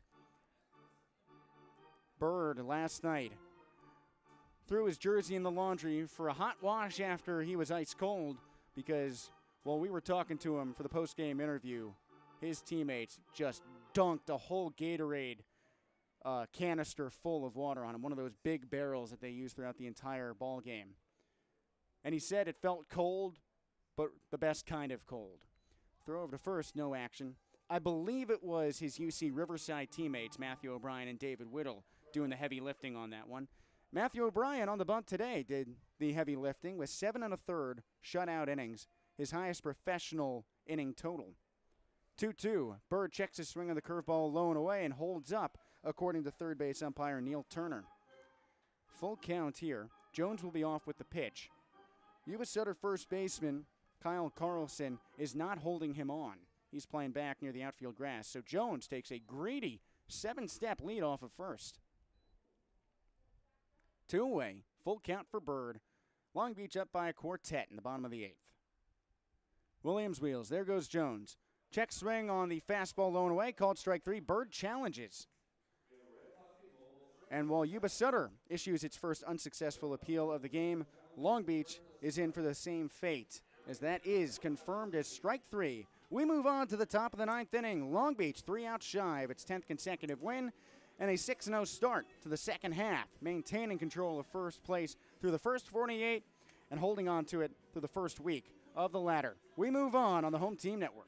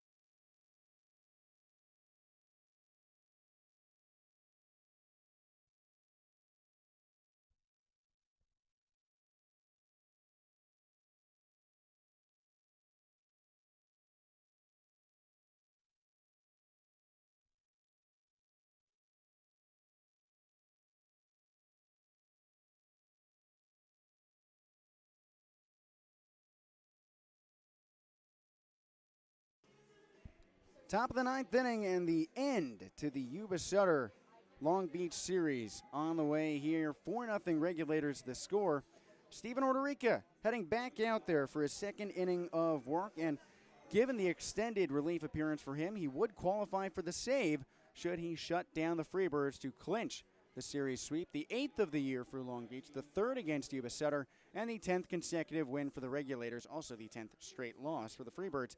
Jesse Cook with you on the mic. Orderica facing Connor Talixon, the rookie who made his professional debut on Friday. Righty affair, first pitch, and the Submariner deals a slider for ball one up high, 1-0 count. Orderica a week ago earned the save in relief at the end of the Modesto series. Next pitch, another slider, this time for a strike on the outer half, 1-1 count. Orderica's first save on Sunday. He fires. This one corkscrewed foul to the left side. He did so with another 2-inning appearance. This time it would only be an inning and 2/3. Sharing the load this game with the starter Matthew O'Brien, the rookie out of UC Riverside, who shoved 7 1/3 innings pitched, his longest professional outing, and if the lead holds, his second professional win. This also has a chance to swing the pendulum as far as time. Thursday night, the longest game of the season for Long Beach. This could be the shortest. Orderica deals, swinging a high pop fly, left field side down the line. Eddie Pelk in pursuit towards foul ground. He's waiting for it. He's underneath, and he makes the catch.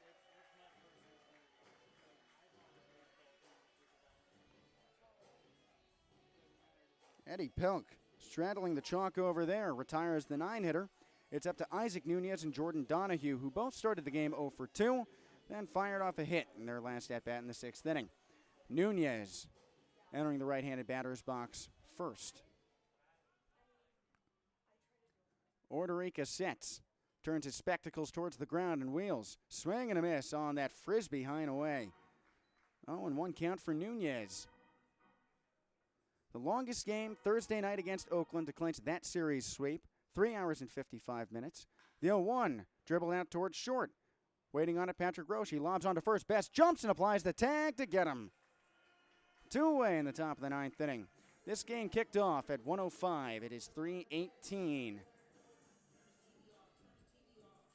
So this could best the 2 hour and 33-minute mark of June 6th, the matinee finale to the first series against the Red Pocket Mobiles, the traveling team of the Pioneer League, who will return for its last 3 games against Long Beach, Friday through Sunday of this coming week. First pitch to Donahue. He swings, dribbles it to third, fielding it on a hop. The rookie, Easton Jones, throws to first. It's high. Best gloves it, applies the tag, but late.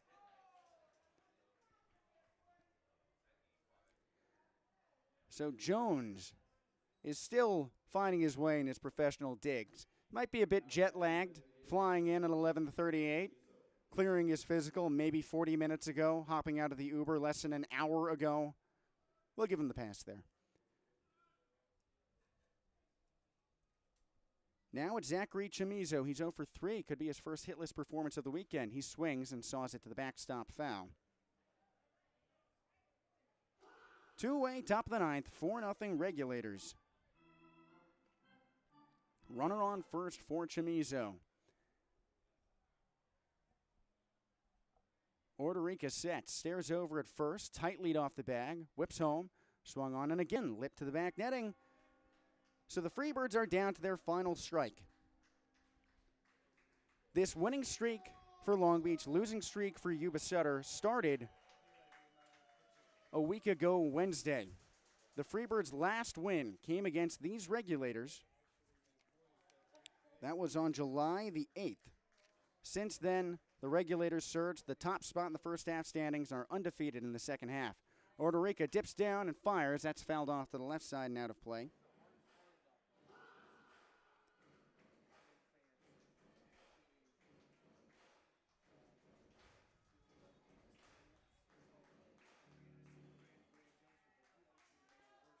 Orderica in a closed-off stance on the third base side. Whips and misses up high. 1-2 count. Donahue, the runner on first.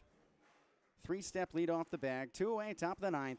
4-0 Regulators. The 1-2 over the Shoelaces for ball 2. Well, Yuba-Sutter will need to get to Christian Castaneda, who broke up Matthew O'Brien's perfect game. He's due up third at the moment, down by 4. He would come up with a grand slam on the table, or at least as the tying run.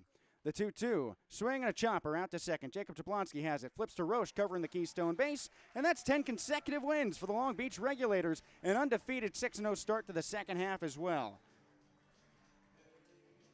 Matthew O'Brien, what a performance as the starter, his longest professional appearance, 7 1/3 innings. Steven Ordorica bookends this one with the save across an inning and 2/3. 4-0 your final in the shortest game in the history of Long Beach Pioneer League Baseball at just 2 hours and 16 minutes. Well, these Sunday games, you have a quick routine in the morning to get ready for this one, and the players want to get out on their getaway day.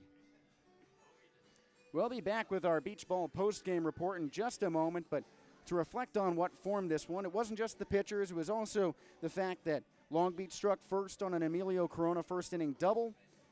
Cuba Best came through with another double in the third inning after a Cooper Vest sacrifice fly, and Jacob Jablonski went yard to make it a 4-0 lead, and that's where the run stopped. The buck continues, however, as Long Beach's 7-game home winning streak moves on to another 6-game homestand, 3 against the Oakland Ballers, who they swept to kick off this week and kick off the second half, and then 3 more against the Red Pocket Mobiles to round it out before heading on the road for a couple weeks against the Ogden Raptors and the Glacier Range Riders.